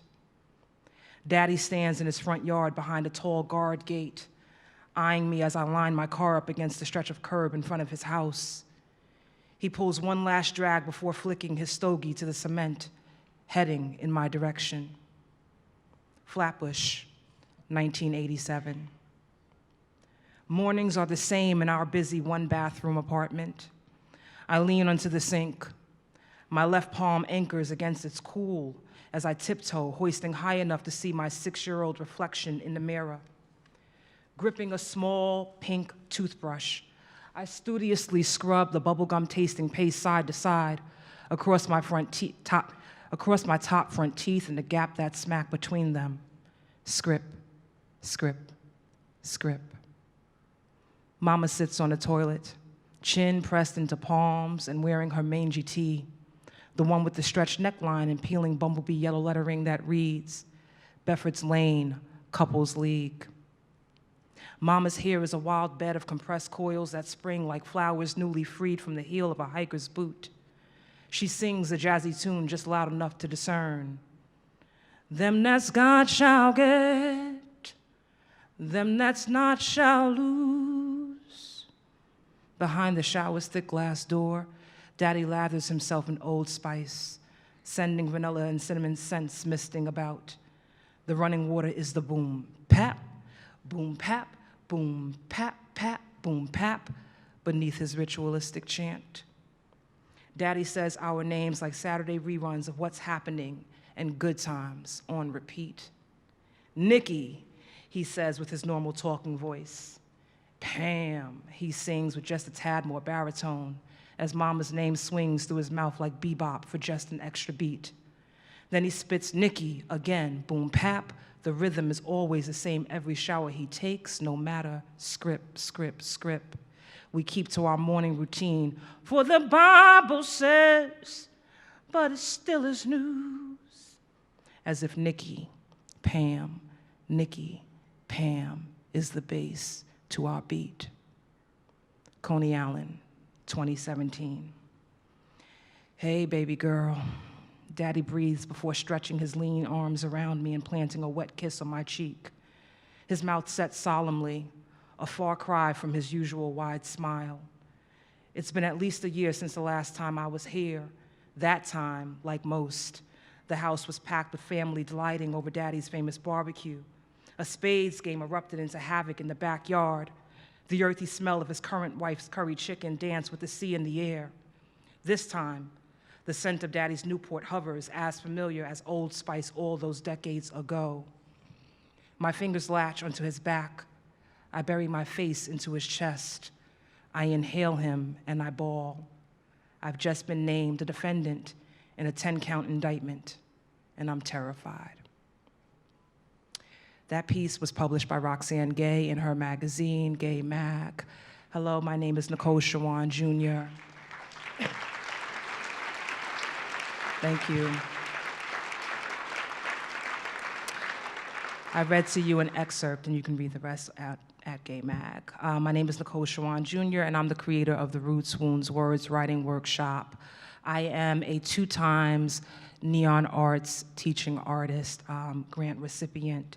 I have taught my writing workshops, which are based on narrative nonfiction and memoir, to over 50 storytellers in Bedford-Stuyvesant and Brownsville as a result of my partnership with Neon Arts. My workshop participants are Black, Indigenous, Latinx, POC. They are poverty-born, they are queer, they are trans, they are gender non-conforming, they are formerly incarcerated, they are currently justice involved. Most of my workshop participants come in not considering themselves writers, afraid to put and pen their stories on the page because they've been silenced by systems and structures and individuals in power for the majority of their lives. By the time they leave, they have written over a dozen essays, and they've also performed in at least 4 public readings. 90% of them is their first time reading, especially reading from their own lives in public. What you're about to watch are 2 excerpts of a video where you're gonna actually hear from those participants. I hope you enjoy.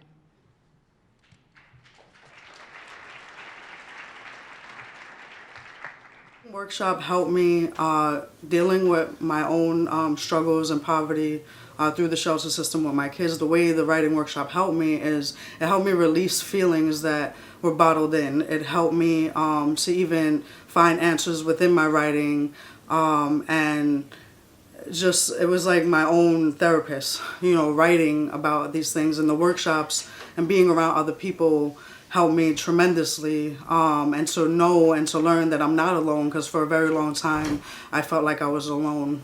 Did everyone speak? All right, dope. Diverting eye contact, and then Sharon, what you were saying about choose what I want to do when I want to do it, and I was like, yo, I'm so glad you went there.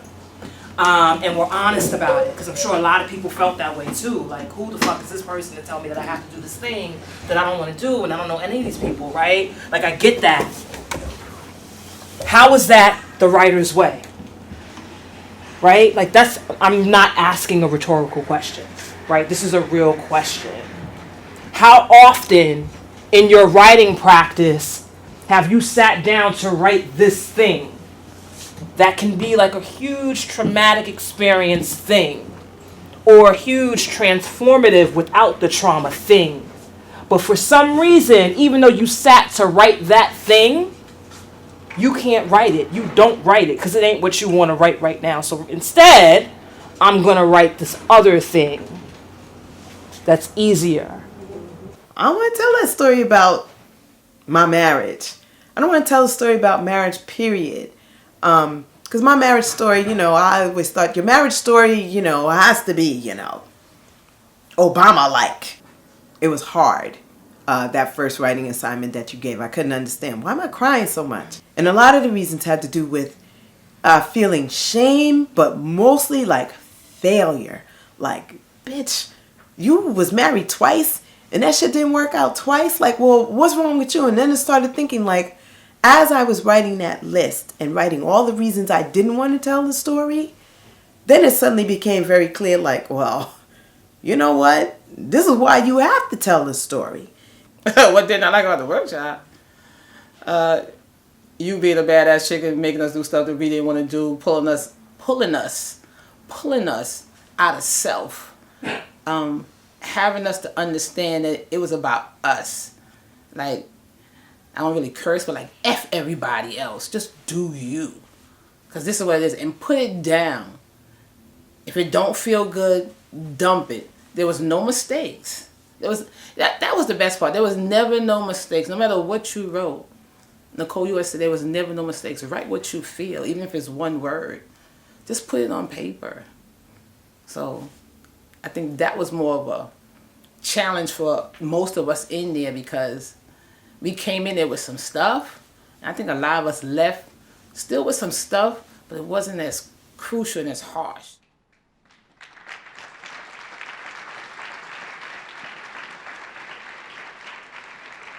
There's actually one more clip. Despite the structures and systems and individuals in positions of power that silence these writers, particularly poverty-born writers of color every day, they really did work their behinds off to be as vulnerable as they possibly could be in this workshop. And so you're going to see a bit of that now. I want to write about it because I want to have a forum for myself to be able to deal with those wounds that still haven't dealt with, because there's a lot of things that I still haven't addressed. I might look like I'm successful, but there's still a lot of things that are suppressed, whether consciously or unconsciously. So writing about it would allow me to deal with some of the wounds that I have underneath the surface, but as well as inspire others who don't have that voice or who have not been able to accomplish some of the things that I have, to know that there's hope, that you can move beyond your present situation, even with a criminal record or even if you're Black or Hispanic. I was born in Neptune, New Jersey with a birth certificate absent of my parents' names. I'm convinced that I was not necessarily born, but ordained by a wish my mother did not make, a wish I did not make when I had my daughter. The hard plastic of my mom's chancleta made me who I am, a friend declares. She says she will use the same technique to keep her kids in line. Hay que darle al niño su pau pau para que él sepa, mother says.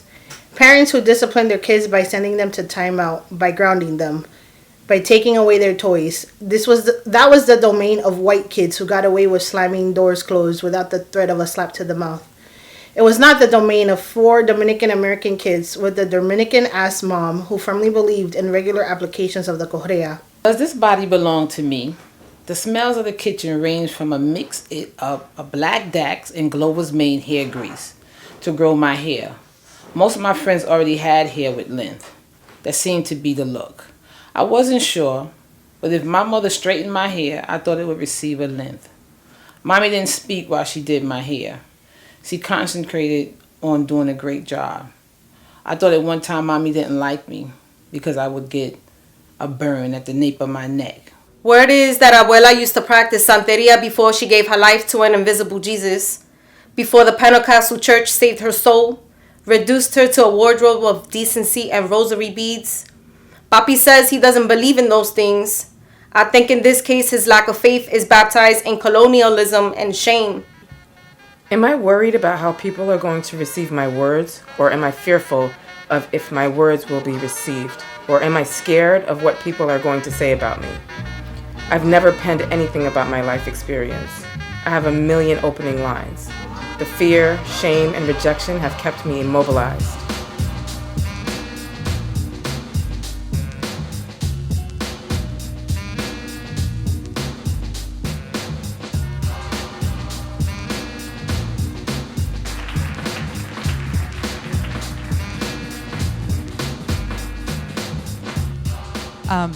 So Nicole, why is this important work? Why do you think this is important work? And I think you said something recently that really stuck with me. When you have folks who are in marginalized communities and who haven't had access to community arts or cultural arts programming outside of a school forum, so outside of an environment where they have to get a grade on something, then what happens is a stifling of voices. You know, folks feel as though they can't really express themselves creatively and otherwise unless they are being judged. You know, one of the things that I came to terms with really quickly, or one of the things I felt that I had to do when I was on probation was to be, and even when I was going through my court case, was to be silent. And you had mentioned this. Right. Think about it, in the legal field, in the justice field, what is the most important right you have? To say nothing, right? And then in court, you get represented. So think about the word. You get represented to a judge, to a prosecutor, and you're sitting there going, what are they saying about me? That's not me. They're defining me by the worst thing I've probably ever done, right? And all of a sudden I have all these labels to contend with. And and what you're doing is extracting that label of creator, of being able to express yourself, or be you. You're gonna be you. To be you, and I think that's exactly what Johnny May was getting to when she says you're pulling us out of ourselves, right? So now I can actually be free and express these things that I'm going through, or these thoughts that I'm having, without fear of some type of repercussion or retaliation. We can really just be open since we're amongst friends. That's very true, and it is what works in criminal justice. People don't see it that way. Again, back to the point that I think you made in the panel before, art, and then the work we do for, supervision, probation, and whatever. And it's their relationship that people don't appreciate, that our work of probation can really should be done through a creative process, and to be able to recast yourself as somebody who has something to contribute to this world. And that's not just monetarily paying your taxes and whatever. And it opens up other doors. Look at, do you have like an LLC, or like do you have your own company?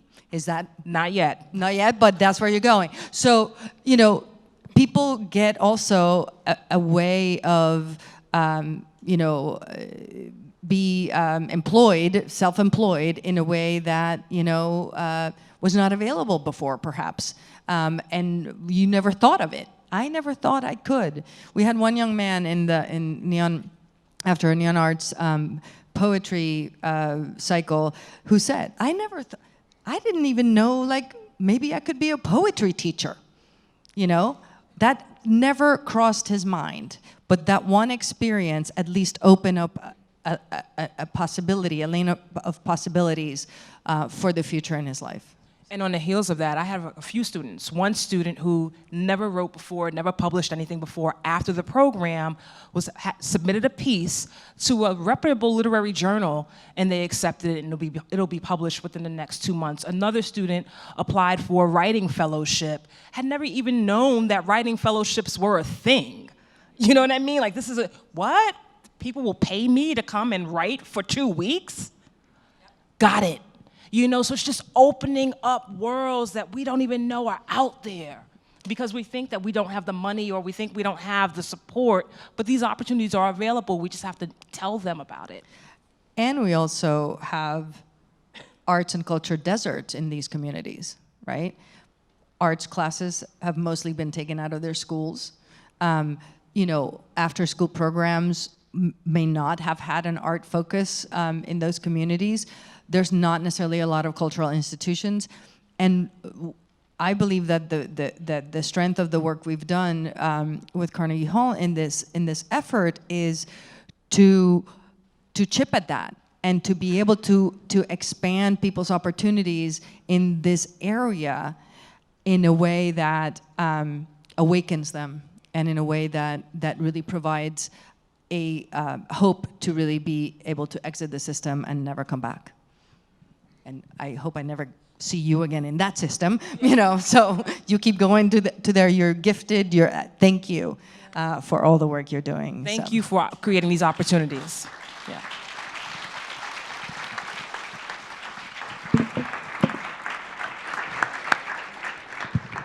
Nicole and Anna, thank you so much. And We are going to have our last panel of the day, where we're going to have Victor Rubin, Senior Fellow at PolicyLink, will be the moderator, co-editor of the journal and a true leader in this field from the very beginning, a real intellectual of the first rank, so we're very excited to have him. Please have his panel come up. We're going to have a case study of the Bedford-Stuyvesant Restoration Corporation. We're very lucky in New York to have this organization, the first community development corporation in the country, and an organization that doesn't rest on its laurels, reimagining itself through arts and culture. So, Victor, take it away.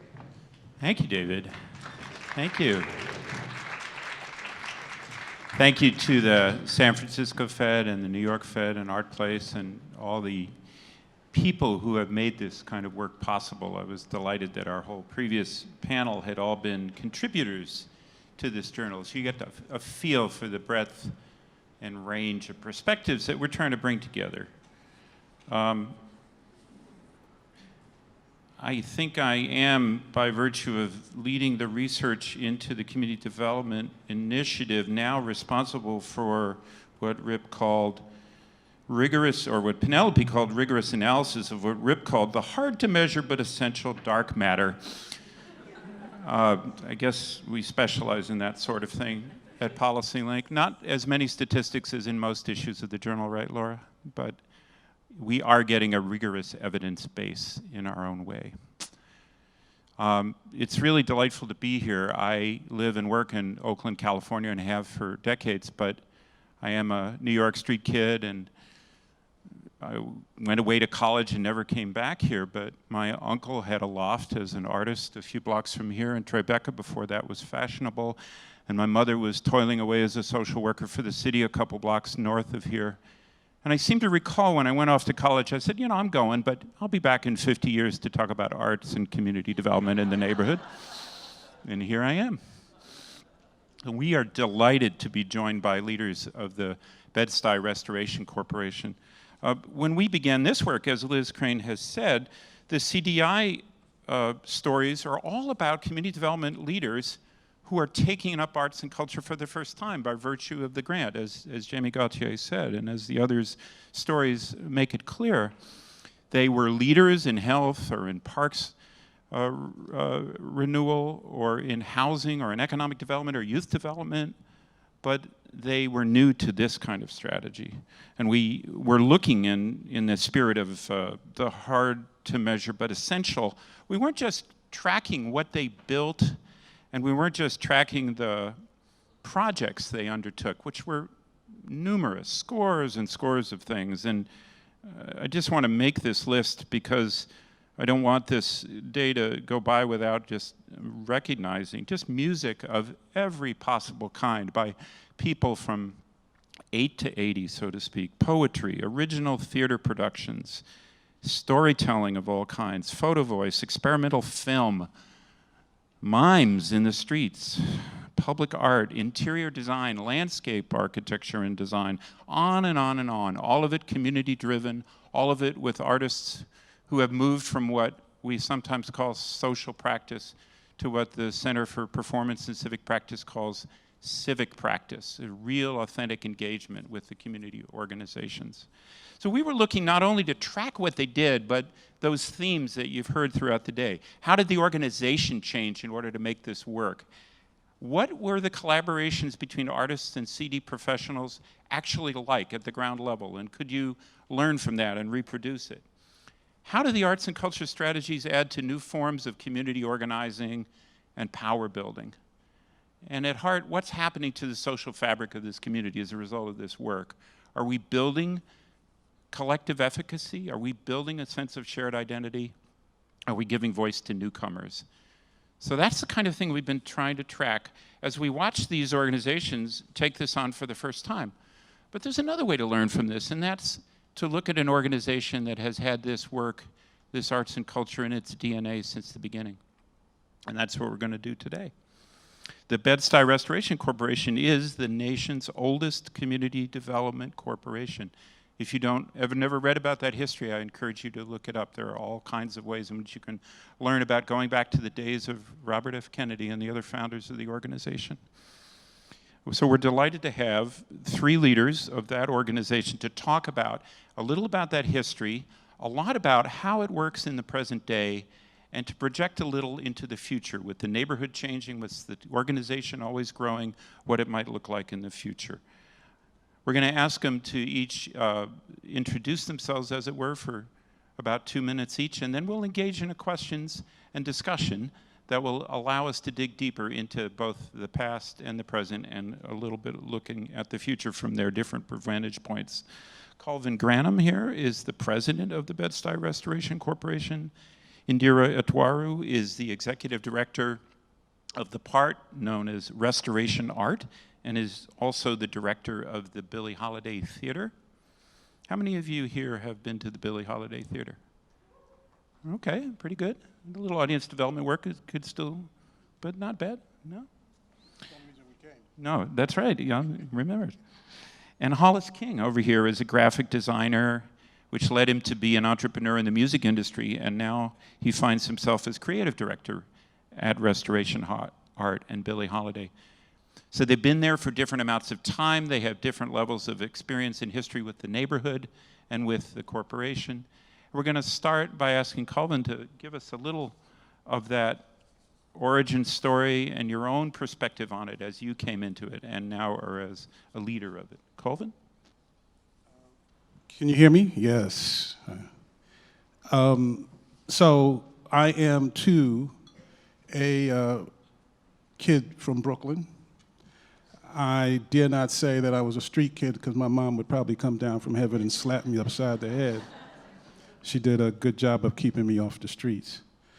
I, too, went away to college, and I came back in my early 30s to practice law, got very involved in a church that was very focused on building community, and out of that, I was born a whole new career for me. When I got to Restoration, now it's about 19 years ago, it already had a very strong arts and culture program anchored around leaders, the people who were leading the Billie Holiday Theater and what was then known as the Restoration Youth Arts Academy and the Skylight Gallery, were people who had dedicated themselves to ensuring that art and culture, people of African descent, was promoted and preserved in Bedford-Stuyvesant, Central Brooklyn. And I want to take a step back and say a little bit about Brooklyn from my perspective of both someone who was raised there and someone who now has the honor and the privilege to work there. In Brooklyn, everybody hears about Brooklyn now. The T-shirts sell very quickly all over the world. Brooklyn has always had, at least Black Brooklyn, a very strong emphasis on culture, right? We've always had a community of people who were nationalists, Pan-Africanists. I grew up at a time when there was an arts center called the East that was very focused on promoting the arts and culture of people of African descent. So to an extent, it was very natural that when the founders of Restoration convened the community and said, what should we do, that not only would they talk about housing and education and business development, but they would also talk about art. And so having it incorporated, not just because the residents wanted it, and that was a key factor, but because I think there was a recognition also among the founders that it is a pillar almost of every healthy community wherever you go, right? Whether it's Scarsdale or Santa Barbara, right? There's going to be a cultural center, and there's going to be activities for youth, and there are going to be festivals, and there are going to be all kinds of things that stimulate and engage people. And to an extent, it might have been outrageous to think about it as an anti-poverty program, but we were fortunate that we have visionary founders who understood. So I was very fortunate. I'll be quick and say I had a couple of aha moments though when I got to restoration, because when I got there, resources were tight, let's put it that way. And there was some pressure from funders to like look at right sizing, like just do what you do housing, you do commercial development, you know, what do you know about arts and culture, Colvin? I don't. But I knew that it was important. So I went to a play in the Billie Holiday Theater, and I'll never forget this as long as I live. It was clearly a safe place that people were going to. They were laughing, they were relaxed, they were being renewed. And the experience was so palpable to me. I was like, this is it, right? And then, you know, we've had a long history with Brooklyn Academy of Music, now known as BAM, around Dance Africa, where dance troupes from all over the continent of Africa are brought to Brooklyn annually and paired with the youth in our program, and our youth learn the dances of that nationality, and typically it's even more finite than that. There's, you know, a tribe or some, you know, locality within a nation there. And I watched the young people, our young girls and young boys learning the dances. And I don't know, it could have been Botswana, it could have been Zimbabwe. And I watched the interplay, and they were having aha moments like, you can do that? It's that easy for you? And I was like, this is deep, right? Like, there is a real connection here that's building dignity, and it's building creativity, and it's building a whole bunch of things that we want to see in our youth. So that's how I got involved. Thank you. Indira, you're the steward of this work these days. How did you come to it? What was it when you first experienced it, and what has it meant to you so far? Good evening, everyone, and thank you, Victor. I came to Restoration. I actually met Restoration in Colvin because my first foray into the nonprofit world was at BAM, coming from the academy. So I was leading education and humanities initiatives at BAM almost 20 years ago, actually. And I was running the Dance Africa partnership, and so I met Restoration. And met the staff, and met the young people and the parents and the community.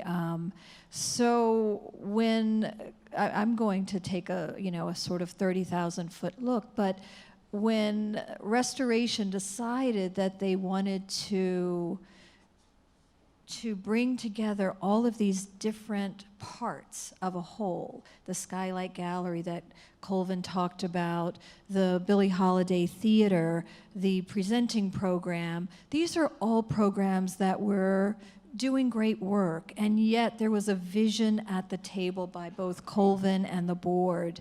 And I have to say that one cannot take for granted that the person making these decisions should be a lover of arts. They should actually love arts, they should see arts, they should just think about arts as a part of the DNA of their life, and we have that. In my partner and leader, Colvin Granham, I swear he sees more theater than I do. I'm trying to keep up, but that's a really important part of the fabric of these shifts that we're talking about. And so when I came to Restoration, it was after a national search, and what was clear to me, there are three things that have stood out in this discussion so far this afternoon. The burning patience has stood out. This notion that Penelope talked about of experimentation and rigor. And then having Nicole stand and perform arts. Often we have these conversations minus those things. We have these conversations minus the ethos of experimentation, that artists, we try things out, we see what works, what sticks to the refrigerator, and that there is a burning patience, that often institutions do not move as quickly as artists do. And so for us to be able to think about that burning patience. And then finally, understanding, you know, I often think of the work I did in public radio, where I was brought in, and I didn't know this for a while, but I was the first African American executive producer in an almost 90-year history. And so there were a lot of learning curves there. There was a lot of how do you take an institution through change, launch a green space, a live events platform, when they've been doing one platform for 90 years. So it feels like CDCs are having those exact same conversations, right? So radio hosts would say, oh yeah, we've been doing live events for a long time. And I'd say, oh, a folding chair and a folding table and a microphone. I think we could do a little bit more than that. And so I think we're at this incredible moment where we've been doing incredible arts and culture in Bed-Stuy, but by bringing all of the arts and culture together under one business model, which is something that the board and Colvin and I have been spearheading for the last 5 years, we're seeing extraordinary growth. So even within the mechanism of arts and culture being a part of the CDC, there's still lots of tenets of experimentation that we're still going through. We're still in a trajectory of figuring things out. We're still in a trajectory of trying things out.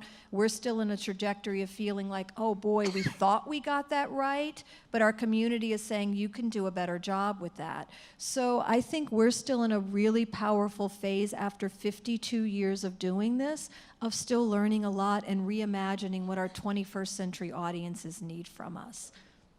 Thank you. Thank you very much. Hollis, can you describe for us how you came to be involved with Restoration Art and with the corporation, and how you see it from your perspective as both an artist and a business person in the arts? Yes. Thank you for inviting us. I come from a world of designing and making art for musicians. So I've worked all over the world with artists internationally, making their art for television and for their CDs and their projects and so on. And I was in the middle of a transition, and Indira was at the Green Space. She was working on, I think, Their Eyes Were Watching God. And I went to a show. I usually carry a sketchbook, and I sit in the audience and I draw. And she said to a former colleague of mine, get his number. So she gets my number, and I'm saying, okay. And she calls me, and she says, we're doing this project, and I need this poster. But here, who is in this thing? It's Ruby Dee. It's Alice Walker. It's everybody you read about in history. And I do this thing, and they liked it. And she called me a few days later and says, we're having a lunch. Could you come and sign some posters? I got paid, so. I get to this lunch. Alice Walker, Ruby Dee, Gloria Steinem. It was this room full of history. And here I was, and so our saga began. Following that, we did the August Wilson Century Cycle, recorded for NPR. And I got to read this box that came to my house of 10 plays by August Wilson and create characters for the whole run of it. And they liked it. And then she said, Hollis, we are going to plaster all the windows on Hudson with your poster. I'm like, And of course, they plastered all the windows, and it was this exciting time. Then I get the other call. I'm at Brooklyn at Restoration. And the thing you discover about Indira Etwaru, she's a force of nature. And she agitates. Her washing machine is on agitate. Shake the dirt off and get to it. And so one of the things that attracted me to working with Indira is that we are constantly shaking the dirt off. And my approach to doing this work at Restoration, at the center of everything we do in this underserved community, I ask the question all the time, what does it mean to be human? In America, what does it mean for somebody who's underserved to be human? How do you restore someone's humanity through the arts? And so my approach is to walk the streets and talk to people. And I come back to Indira and I say, Indira, I read a Life magazine, and I read an article about the brown paper bag. Intraracial discrimination in America during the Second World War. I had no idea that this existed. So I sat with it and I got very upset about it. But every time I get upset, I create. So I went to Dollar Tree. You can buy 44 brown paper bags for $1. I discovered that. And I started painting on these brown paper bags. And then I looked for writings by black writers and philosophers and Mexican writers and Native American writers, and I put these quotes under these brown paper bags. I drew on 70 brown paper bags. Every day I would draw on brown paper bags. I come to Indira, and I'm thinking, this is crazy, right? Indira says, we're doing a play about colorism. I think it's a good time to do this exhibition. So we do the exhibition. And the other piece we do is always, when we create, how do we engage the community? How does the community get to have a part in this performance, right? So we provided baskets of brown paper bags. 1,600 residents wrote on brown paper bags. And some of these writings will tear your heart out. We're talking about 2018. One young lady says, I was staying with some friends in New England, so I bathed in bleach to lighten my skin to be more accepted. Another counselor tells us a story of a young lady on the top of a building in Bed-Stuy threatening to jump because her boyfriend said she was too dark. So 1,600 different stories from the community because of this idea that was a little quirky and a little different. So what I learned from that is walk around and listen to the people. Let them tell their stories. Let me put skin and bones in the discipline that I have to make things that engage and help restore their humanity. Because we say, when you do art for underserved communities that is excellent, that tells their story, you help to restore their humanity. And what it means to be human to me is far different than being born and just being a human being.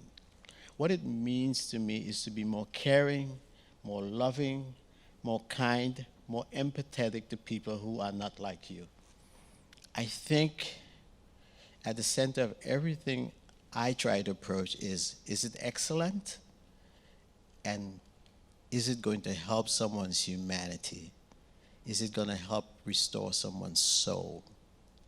So at the core of everything, I am trying to be more human. And I do it through the art. Thank you. Let's talk a little about the people you're engaging and about the community, about Bedford-Stuyvesant and about Central Brooklyn.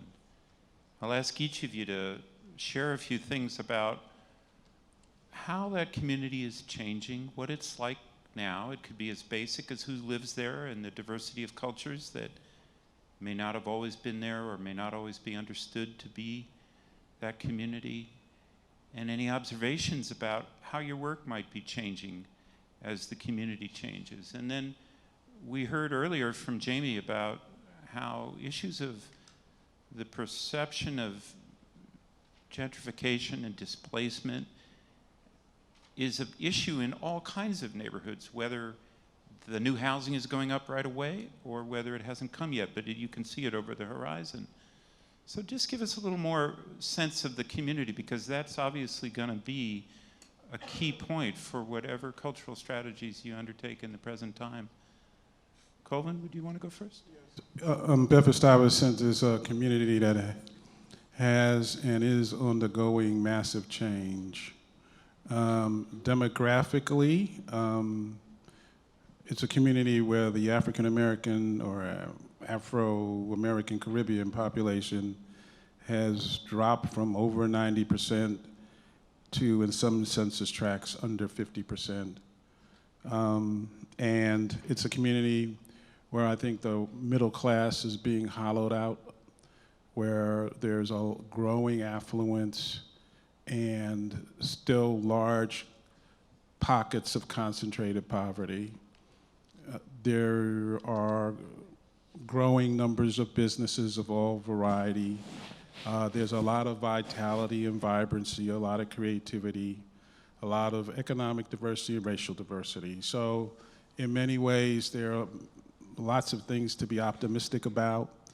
As Jamie said earlier, the job that we have now is to connect all aspects of the community to the growing wealth.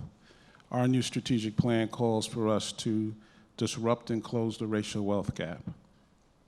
We think that net worth is the best measure of overall well-being, whether it's educational attainment, housing stability, employment stability, health, or mental health. The two things, net worth, especially liquidity, assets and liquidity, are highly correlated with overall well-being. So what we're trying to do is connect people to asset building opportunities, employment opportunities, et cetera. We have, I haven't talked much about Restoration Plaza, which is one of our principal assets. It's 300,000 square feet of prime real estate in the heart of central Brooklyn. It's a mixed-use facility. It has everything from a supermarket to a theater and a gallery and dance space. We have almost 20,000 square feet of space dedicated to arts and culture. That's one of the things I did. I expanded the arts and culture footprint when I got there. We have restaurants, we have offices for nonprofits and for-profits, and we have an institution of higher education. We have lots of public space where people put on job fairs, health fairs, performances, all kinds of things. It's a very vibrant facility. So it serves as sort of a town center, and what we see in the use of the facility and even in the use of our programs is just greater diversity. People of all races and ages are coming to either shop, bank, we have three banks, dine, or participate in the programs of other organizations. What my vision for restoration really is that we are in this country accustomed to, I'm gonna just be very pointed about this, white-led organizations that welcome everyone. But still might have a point of view that's sort of Western and maybe Eurocentric. I think it's equally plausible that you can have an African-American-led institution that has an orientation that's around preserving and building the culture and the peoples of African descent, but is welcoming and inclusive for everyone, right? Like, we can share, we can recognize differences, and so that's what we're trying to do. I believe that's what we're trying to do, at least that's where I'm pushing us, that we continue to uplift and promote the people of African descent because they're worth it, just regardless of whether they're underserved or not, but also the fact that they're, I hate these words, But the fact that they have been historically disadvantaged is another reason to have the focus. But while at the same time, being able to welcome everybody and share the assets, right? Because the people that we serve and the people who have lived in Bedford-Stuyvesant over the last 60 years, I mean, Bedford-Stuyvesant has gone through change for the last century or so, have lots of talent, lots of creativity, lots of entrepreneurship. And we really want to be a place that cultivates that so it can be shared with the borough and the region, et cetera. So that's sort of my point of view on that. Indira, what do you see in the people that you work with and the audiences and the people who are engaged with the arts? What's the community look like to you now? What strikes you as particularly relevant for a discussion of how arts and culture more broadly than arts can play out in the next few years? What we're very cognizant about is that not only has our community, our audience mainly been comprised of people of African descent, but that we do have, as Colvin mentioned, a pocket of poverty in Bed-Stuy. 33% of our community remains under the poverty line, 48% for the ages of 18 and under.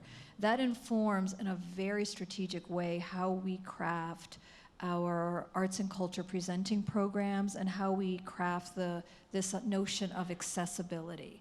So everything from ensuring that more than 50% of our events are free and 100% of our events are at a very discounted rate compared to subsidized rate compared to other markets and other theaters, even in Brooklyn. When we think about accessibility, we think about how does that apply to a youth arts academy. We want to ensure that if Central Brooklyn, which it is, and the Bronx are cultural deserts in New York City, and there aren't arts programs in our school, how do we ensure that young people after school or on the weekends can still experience art? And so our Youth Arts Academy, we ensure that tuition is kept at a very, very accessible rate. We work with philanthropic entities to ensure that they can help subsidize that, as well as our ticketing. And therein lies the rub, actually, of creating these accessibility platforms for the last 52 years, but not always having the subsidies that support those access points. I do want to acknowledge that the New York Community Trust and Jerome L. Green Foundation just launched an access program that actually for the first time created a support of the subsidies that we've put in place on behalf of our audience. Those are the kinds of philanthropic, sort of radical ideas, radical, not radical, however one wants to categorize that. It makes a big difference when a community development corporation has been on the front lines of that kind of accessibility program for 52 years. But because it's a part of our ethos, because it's the part of how we do business, our culture, it isn't always acknowledged as a need, but it is incredibly important that we can maintain that accessibility. We're very cognizant that, you know, the NEA study from 2015 debunked this theory that Black folks and people of color do not attend or culturally participate because of ticket pricing. One of the reasons they don't is locale, that they have to travel so far out of their neighborhood to experience arts and culture. So for us, it's not just about accessibility in terms of ticket prices. It's ensuring that we have a 24/7 hub of different types of artistic experiences that different community members, whether it's a parent looking for an experience, a millennial, a baby boomer, whatever the demographic is, that they have a place in which they can experience arts and culture. We do see shifts happening. Gentrification is it's a long, slow journey. It's not something that just started 10 years ago. It's been a very long, decades-long journey in Bed-Stuy. And we have always, arts and culture has always had the point of view that we're focused on the stories of people of African descent, but all people are welcomed. We did put a stake in the ground and create a new Windows Festival this year, pretty radical in the Black theater art space because we programmed our first playwright of non-African descent, and Hollis curated the first visual artist of non-African descent in our 47-52-year history. I think a pretty extraordinary experiment for us. Lots of new audiences came through our doors that we've not had before, intrigued funders in an interesting way, press that we'd not had before. So it opened up the CDC model and the arts model to new conversations that we've not had. So again, that's a part of our ethos of continuing to experiment. Thank you. Hollis, what do you hear when you walk the streets as you described it? What are the different cultures of Bed-Stuy and Central Brooklyn these days in a way that might not have been? Are there immigrant voices in immigrant communities among people of African descent that changes the nature of what arts and culture means from what Black nationalists might have thought 50 years ago when they set it up? You know, what's it like these days? So I'm an immigrant, I should say that. I'm from Trinidad and Tobago, and I grew up in Brooklyn. So West Indians always had a home in Brooklyn, and the West Indian Day Parade. But there's a different type of immigrant you see now from West Africa, Europeans speaking French and German and stuff are in Bed-Stuy. And so when I talk to people with a diverse community like this, the programming I do in music, for example, once a month we showcase new talent. And people are from Nigeria, people are from everywhere that come to perform. We pay them a small stipend, and we try to reflect the community's diversity. And as Indira pointed out, we have the new Windows Festival. So we have an amazing artist from Bulgaria. Her name is Luba Lakova. And I remember someone confronting me in the lobby and said to me, so what's this now? The restoration has changed? What's going on? I said, well, 95% of the artists we present are of African or West African descent or of the community. And when you find people with a shared humanity, that you do that as well. And what we found out from this exhibition called Designing Justice is that when the work reflects some of the difficulty these people are having with justice, and it's so clear that the God at the door is arguing with another God, which is their favorite piece, and then fashion designers are arguing about pieces, it connects with everybody. And we learned a valuable lesson. One, that this artist, who is at the Museum of Modern Art's permanent collection and is showing in Bed-Stuy, adds a stamp of approval for other artists to be part of it. And so for us, we learned a lesson in terms of how we select people who are coming in and to make sure that what they are doing is in alignment with the issues that face the community.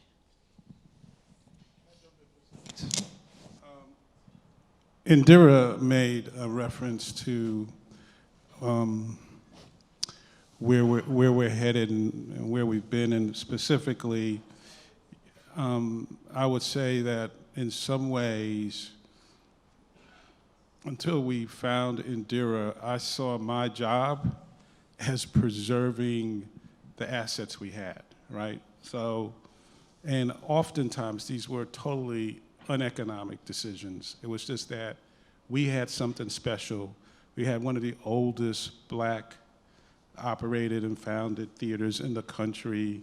Same with the art gallery. I mean, we had like real, genuine assets that had historical significance. What we didn't have was the kind of leadership that could implement the vision to have arts be a vehicle for community change, for even creating a new aesthetic opening up new conversations. I mean, that takes a special kind of leadership. And we did do a national search, and we're very fortunate to have Indira. One of the things I have to say, though, is that we have Indira because of the faith of some funders and foundations who believed what I and my board believe. Like, if we can find the right person, that these assets can take on even greater significance than they've had historically. And we have, over the last 4 or 5 years since Indira's arrival, and let me tell you, what she arrived to was a mess. It really was. I mean, you talk about silos. Yes, everybody, the dance people protected what they did, the theater people protected what they did. You know, it was what you would imagine. And these people were great and deeply invested and had their own constituencies that were very powerful, right? Like, there were some people who were perfectly fine with what the Billie Holiday Theater was doing. They didn't see a need for change. They didn't see a need to bring in younger audiences or anything, right? And so her entry, as much as it was great for me because I saw it as moving towards a vision, it was very disruptive, right? And it was hard on her. But I just want to make that point that we're at a place where we are beginning to experiment. We're at a place where we're saying, like, we can begin to explore and test and go beyond the discipline silos, which serve their purpose. And I'm not criticizing that, but there's just so much more potential. Yeah, and if I can jump in here, I think it's really important because since we're the case study, I want to make sure that CDCs, those who are thinking about this work, understand. It feels like, I mean, to me, it can sound like a love fest, but there's a strategic partnering that has to take place. There has to be arts and culture, and the way I might have done things at BAM is not the way it's going to work. It's not a plug and play at Restoration.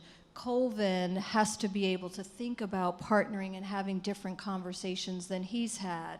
We're bringing in someone who comes from the music and creative visual arts industry. I purposely did not bring in someone to curate visual arts who has been a curator at another nonprofit institution. That was quite intentional because we needed to ask different questions of ourselves. So the Love Fest you're hearing is really, 4.5, 5 years of us taking a really hard look at what the arts and culture assets were, where the CDC model was, trying to find middle ground. We have our moments, Colvin and I. We do. We do.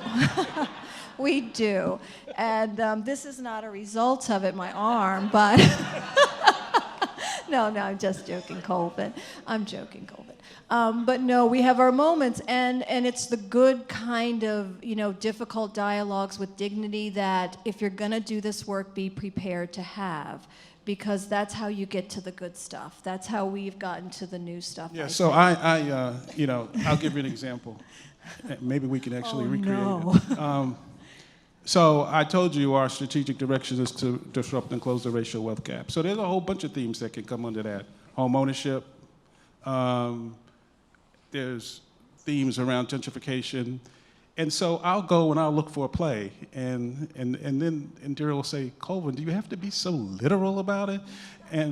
But that's all I know. But my point is that I can't, as much as I want to, push her approach to our strategic direction, and I have, I'm deeply committed to what our arts people do, but I'm also deeply committed to having it complement our strategic direction as an organization, right? So those are the kinds of, when I get into the how she should do it, that's when we typically have our tussles. One of our, that's great. I'm inclined to just let you keep going back and forth, and as you say, it's not entirely a love fest. It's a self-assessment of what 5 hard years have been. But for a 52-year-old, then 47-year-old organization to have that spirit of experimentation is a wonderful thing in itself. Some of the CDI organizations are venerable. They're 30, 40, 50 years old themselves, and they used in the last few years the arts and culture opportunity to take a very hard look at themselves, and the busting of silos and the getting back to first principles and values, cultural values, like Alaska Native village values should be informing the Cook Inlet Housing Authority. The voices of the Micronesians and Latinx people in rural Minnesota should be informing the work of the Southwest Minnesota Housing Project in a way that it never had before. And you know, the identity of Little Tokyo and Los Angeles should be celebrated, preserved, and fought for in the current sense. This caused the organizations to have to rethink, well, can we actually do that the way we're organized? So I think what you're describing is actually an openness to organizational restructuring and rethinking that we're starting to see where and wherever the CD organizations take the arts and culture opportunity seriously. As much as it's the performances and the artwork and the engagement strategies, it's what happens inside, which has turned out to be very important. Yeah. So thank you for that. Yeah. And to that point, Victor, there's some wonderful ways to get to understand what the audience thinks or what's a pressing topic for them. You could survey them, but Hollis's Brown Paper Bag project was a really important survey for us. What were the through lines that kept appearing over and over again, which helps us think about future curation and future projects and ideas. Another project that we've done is 50 and 50, writing ourselves into existence with a curatorial statement that Dominique Morisseau crafts. And we sent it out as a community project, expecting women from Brooklyn and New York City to respond, Black women to share stories. We ended up getting stories from across the globe, which is becoming for us a very legitimate community. Those stories are starting to have through lines. Women are starting to say some of the same things over and over, which informs some of our future curation. It's no longer the artistic director in the ivory tower deciding what everyone should experience in terms of art, but really allowing the community to help lead some of those conversations. Thank you. If I have this right, in our prep call, our conversation, Hollis referred to the arts as a doorway through which people pass to become involved in other aspects of restoration. Is that a fair statement? You want to elaborate on that a little bit? And I'll tell you where I'm going with it before you start. I want to come back to this question of arts or cultural strategies as a tool for organizing, because even an engaged audience and residents who contribute in all the ways you described is still several steps short of collective mobilization for the goals that you might have as an organization or as a community. But let's start with what it means to be a doorway in, and then maybe we can talk a little more about other ways in which people become engaged. So yeah, I did say that, right? Yeah. Art is a doorway to enter restoration and to all the other programs and services that they have. So whether it's music or it's a play, if it's good, there's something that resonates with people. And they would ask us, what else goes on here? I came here for the first time.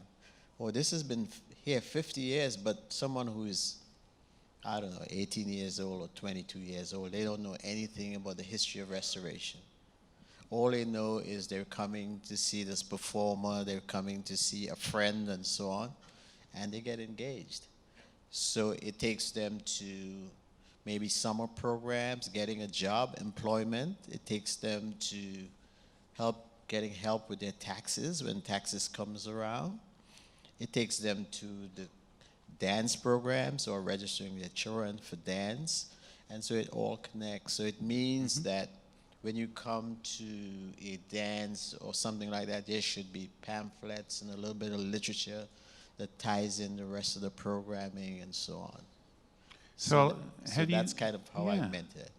I'll ask any of you, have you used that or in any other way engaged people beyond that ways in which you've described, either as recipients of services or contributors to the collective story.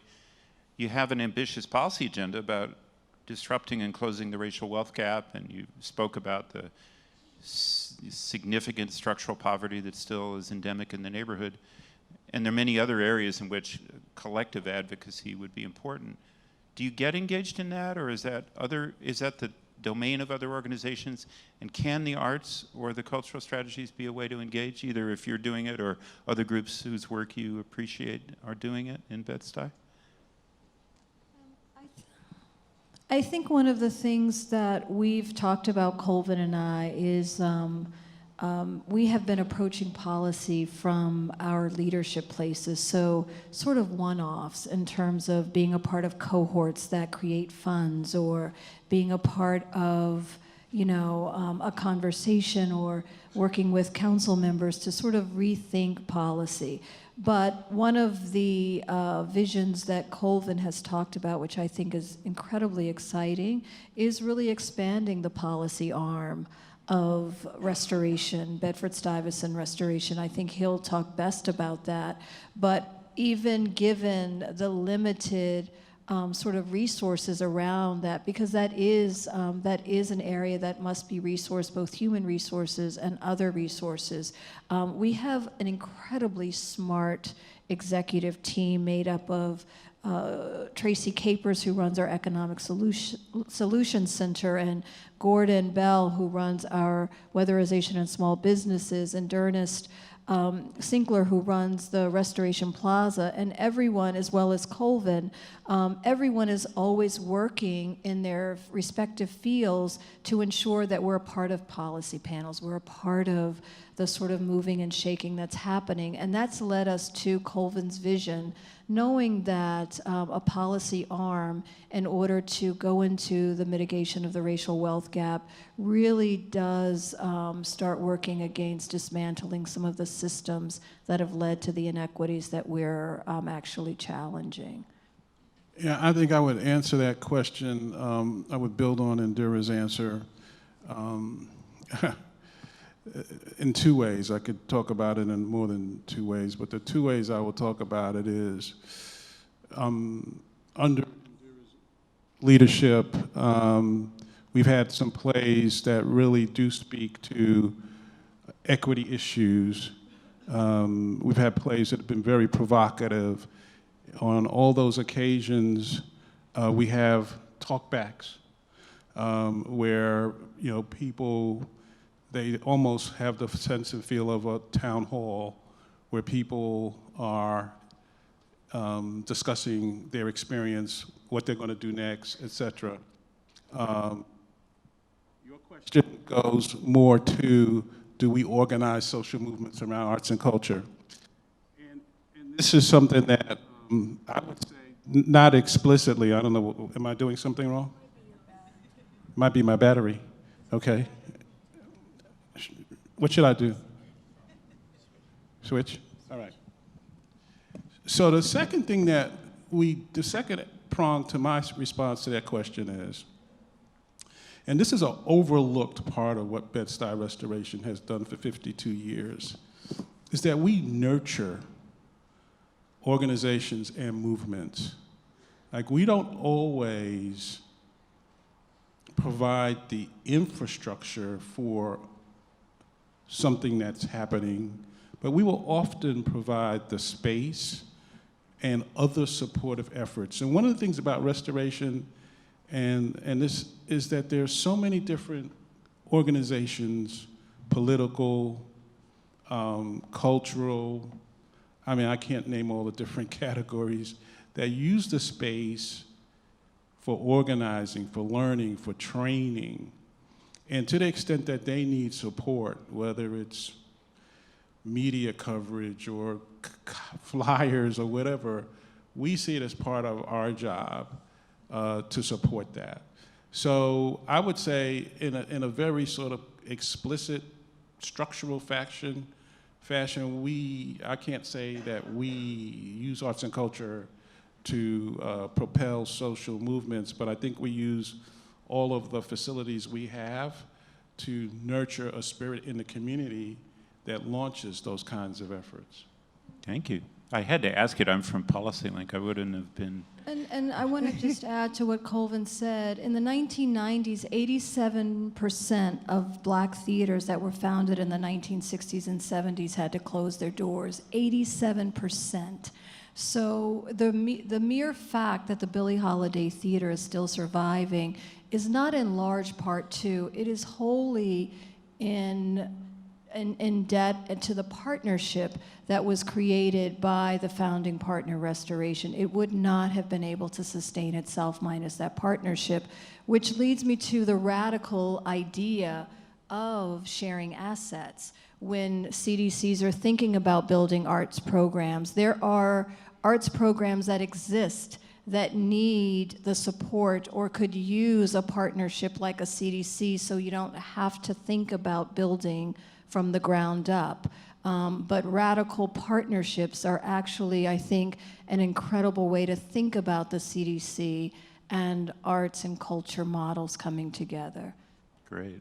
Our battery's starting to run down, our time is running short, and in the 4 minutes we have left, I want to give you each one chance to offer guidance, advice, suggestions, and I'll suggest several audiences. You can pick whichever one you like. One would be artists themselves, artists who are serious about building up their civic practice. What is important for them to know about how to build a good working relationship with a community development organization such as your own? Another might be the investors that we talked about earlier. We have everyone from bankers to philanthropy to social investment to many other types of possible support for this work.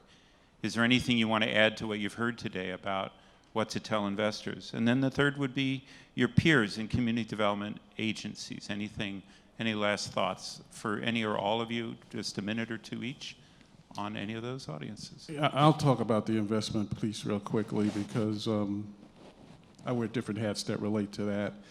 And I think that those investors, CDFIs and others, who have had success are those who, two things at least. One, are willing to customize what they do, given the actual operating model of the cultural organization or the related entities, right? So, you know, we've had investment from a range of banks and CDFIs, et cetera. The ones that actually work or the ones where they're not trying to do something off the shelf, where they really are trying to structure it to fit our operating model. And it could be anything from working capital to new markets tax credits for facility development, et cetera. The second thing is it's helpful to push a cultural organization to think holistically about what it takes, not just to build a cultural facility, but to operate it, right?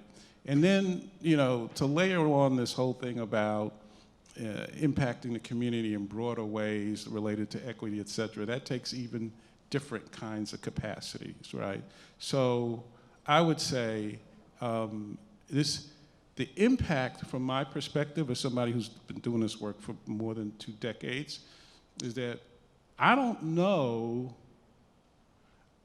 honestly don't know whether restoration would still be here if it didn't have a large arts and culture component. And the reason I say that is because I don't know that people would have thought that we were relevant. I mean, we had some hard times, really, really difficult times. And I think the only thing that kept people with us is that they saw themselves in restoration. And the last thing I'll say about it is that we're getting ready to take on an extraordinary project I call the mother of all community development projects. When we finish it, we should be at about 700,000 square feet of mixed-use space. We've run a series of focus groups already. And the one thing that we heard most stridently from folks was that we needed to preserve and expand the arts and culture component. And in a sense, in a community that's changing, they see restoration as a potential bulwark against cultural gentrification, right? So those are the points I would make. Any last points? Just 1 minute each, if you'd like. Advice for any of these sectors, your peers or others? As the CDC model and arts and culture models continue to innovate, I would encourage those who are the philanthropic, the funding world to continue to be creative and innovate. I do want to give a nod to the Kresge Foundation because they have awarded Restoration and the Billie Holiday a grant that's going to allow us to actually think about this with intentionality. We've not had a moment to sort of not drive the car and change the tire at the same time, and this is giving us a moment to really think strategically with great intentionality. So I would encourage, while the conversations are innovating, there needs to be resources where those models are innovating in alignment with those. Thank you. Thank you. Last word? I think artists who are working in this space should come in here and not bring everything to the community from up here. I think you need to be here to listen and to execute with your expertise, but also be in service to and not layer on top of. I wish you the best next 52 years, and thank you so much for sharing your stories with us. Thank you.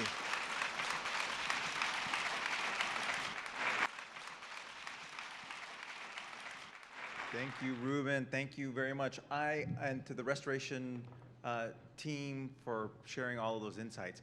I am going to call up Javier Torres Campos, who is program director for the Thriving Cultures program at the Surdna Foundation. Before I have him set up, because this is the last time I'm going to be in front of you, because I do a few thank yous before I step away. First, I'd like to thank all of the speakers who spoke today and took time out of their busy schedules to share their insights. We talked a lot about audience. There's something about, I'm always amazed at like a New York audience. It's just a different thing, and so I really appreciate you guys being here, being present, leaning in, and being a part of this conversation. Thank you for being here with us today. I want to thank our partners, ArtPlace America, the Federal Reserve Bank of San Francisco, and PolicyLink for bringing all this content that we could share with you today. That was really fantastic. I really thank you for that. And many of you put on events, and you know how shockingly difficult and how much effort it is. It's mind-blowing how many people worked on this project to make sure that the room was set up, to get you in the building, to get you out of the building. All of that. I just want to thank the people who are doing all the recording and all of the infrastructure that we have here. I want to thank the Federal Reserve Bank of New York staff. And in particular, I would like to thank, and on my staff, Kelly Jackson, who many of you have interacted with, Edison Reyes and Jen Kahn, who really were kind of the nucleus of the organizing team. So thank you very much. All right, Javier, bring us home. We're going to have the reception afterwards. Thank you. Please stay. Please meet somebody you don't know. Trade some business cards. Have a glass of wine with us. Thank you again for coming.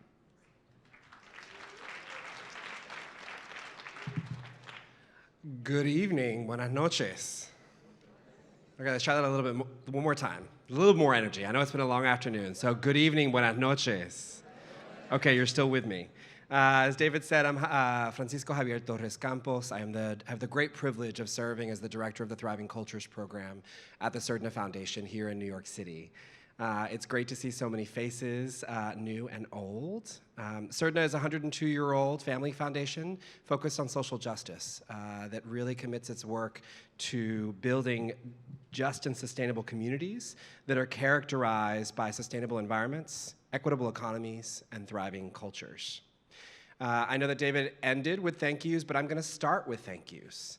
So I want to start by thanking the New York and San Francisco Fed for all of their incredible work to continue to lift up the ways in which arts and culture plays a central role in community development across the US. Of course, thanking PolicyLink.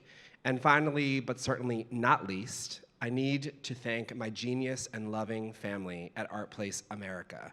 I'm going to ask the staff of ArtPlace to stand up or wave your hands so that we can give you all a round of applause for the great work that you do.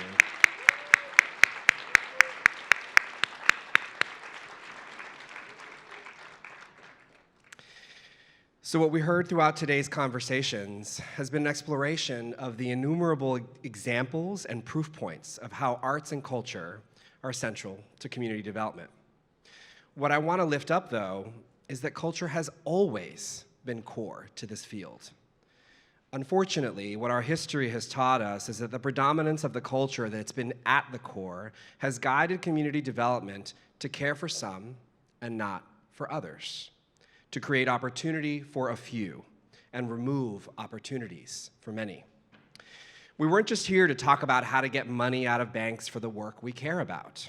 We came here today to define and affirm our role in building the world we believe should exist, which, thanks in large part to the many things that I learned during my tenure at ArtPlace before joining CERDNA, has become the central tenet of the strategy that I now have the privilege of leading in my current role.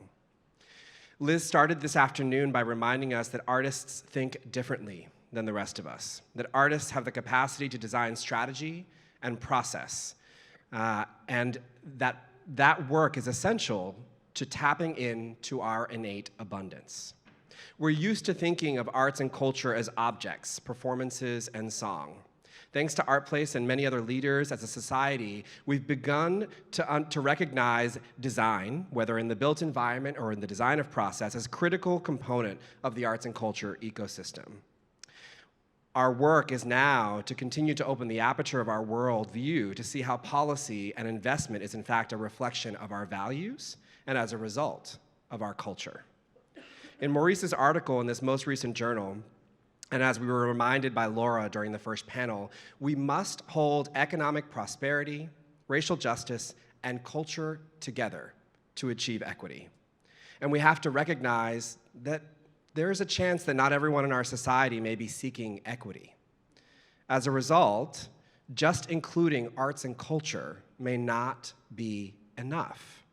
We must uphold racial analysis, or we may often end up in the slippery slope of painting murals and designing benches and cleaning up neighborhoods and simultaneously activating private markets that have historically and increasingly efficiently led to involuntary displacement and erasure. So how do we do this? Penelope reminded us today that we must attend to power, and we must develop the rigor with which we experiment, design process, and execute and implement development that attends to the qualitative impact of those that are most marginalized systemically and generationally. We have shining examples in ArtPlace's legacy and in the leadership of Colvin, Hollis, and Indira at Bedford-Stuyvesant Restoration and Restoration Art. So as Rip asked earlier, when do we get to stop making the case? David inspired us at the beginning of the afternoon with a quote from Pablo Neruda that stated, "All paths lead to the same place, to communicate to others who we are. Because our decisions, our choices, our behaviors, whether explicitly or implicitly, will always communicate who we are and what matters to us." And unfortunately, the overarching legacy of the field has left many low-income and communities of color with an understanding that their needs, goals, histories, passions, traditions, and lives may not matter. So the invitation we each have is to have the difficult conversations with our neighbors, our family, our coworkers, to better understand each other and to actively build the culture that we want. Let us continue to leverage the burning patience to design the world we want through our actions each and every day. For reps from the Fed, I'll encourage you to allocate time, money, and your influence to ensure that you and your peers begin to shift thinking and practice to include artists as strategists alongside you and your work, and use a racial analysis. For those of us in the arts and culture sector, it is our responsibility to understand the Fed as one of many components of an essential community development field. You have an opportunity tonight to start by taking a tour of their exhibit and doing your own research and understanding the ways in which your civic participation can contribute to creating the world you believe is essential. Penelope expressed that we have not yet defined what it looks like to invest in culture, and yet we have all the tools we need to do it. There are complex formulas that have been designed to subsidize farming, dairy, and other critical components of our society and determine the price of a gallon of milk. We simply have to apply these skills in designing algorithms and policy to begin to assign value to culture in financial terms and ensure we do so, again, with racial equity at the center. I want to thank all of you. We all have busy lives, but you chose to come. And you've chosen to listen. Hopefully you'll grab one of the printed or digital versions of the review, and you'll continue to deepen your understanding of this work. And one final time in closing, I want to thank all of the partners that came together, the funders, the arts and culture practitioners, the policymakers, the staff of the Fed, the back-end staff that have put all of this together, and really want to thank David for acknowledging them, because rarely in these events do they get recognized. And just encourage you again to stay for the reception. Deepen your knowledge, deepen your understanding, and share your genius with others that are here. So thanks to everybody for all of the great work, and looking forward to getting to know you better.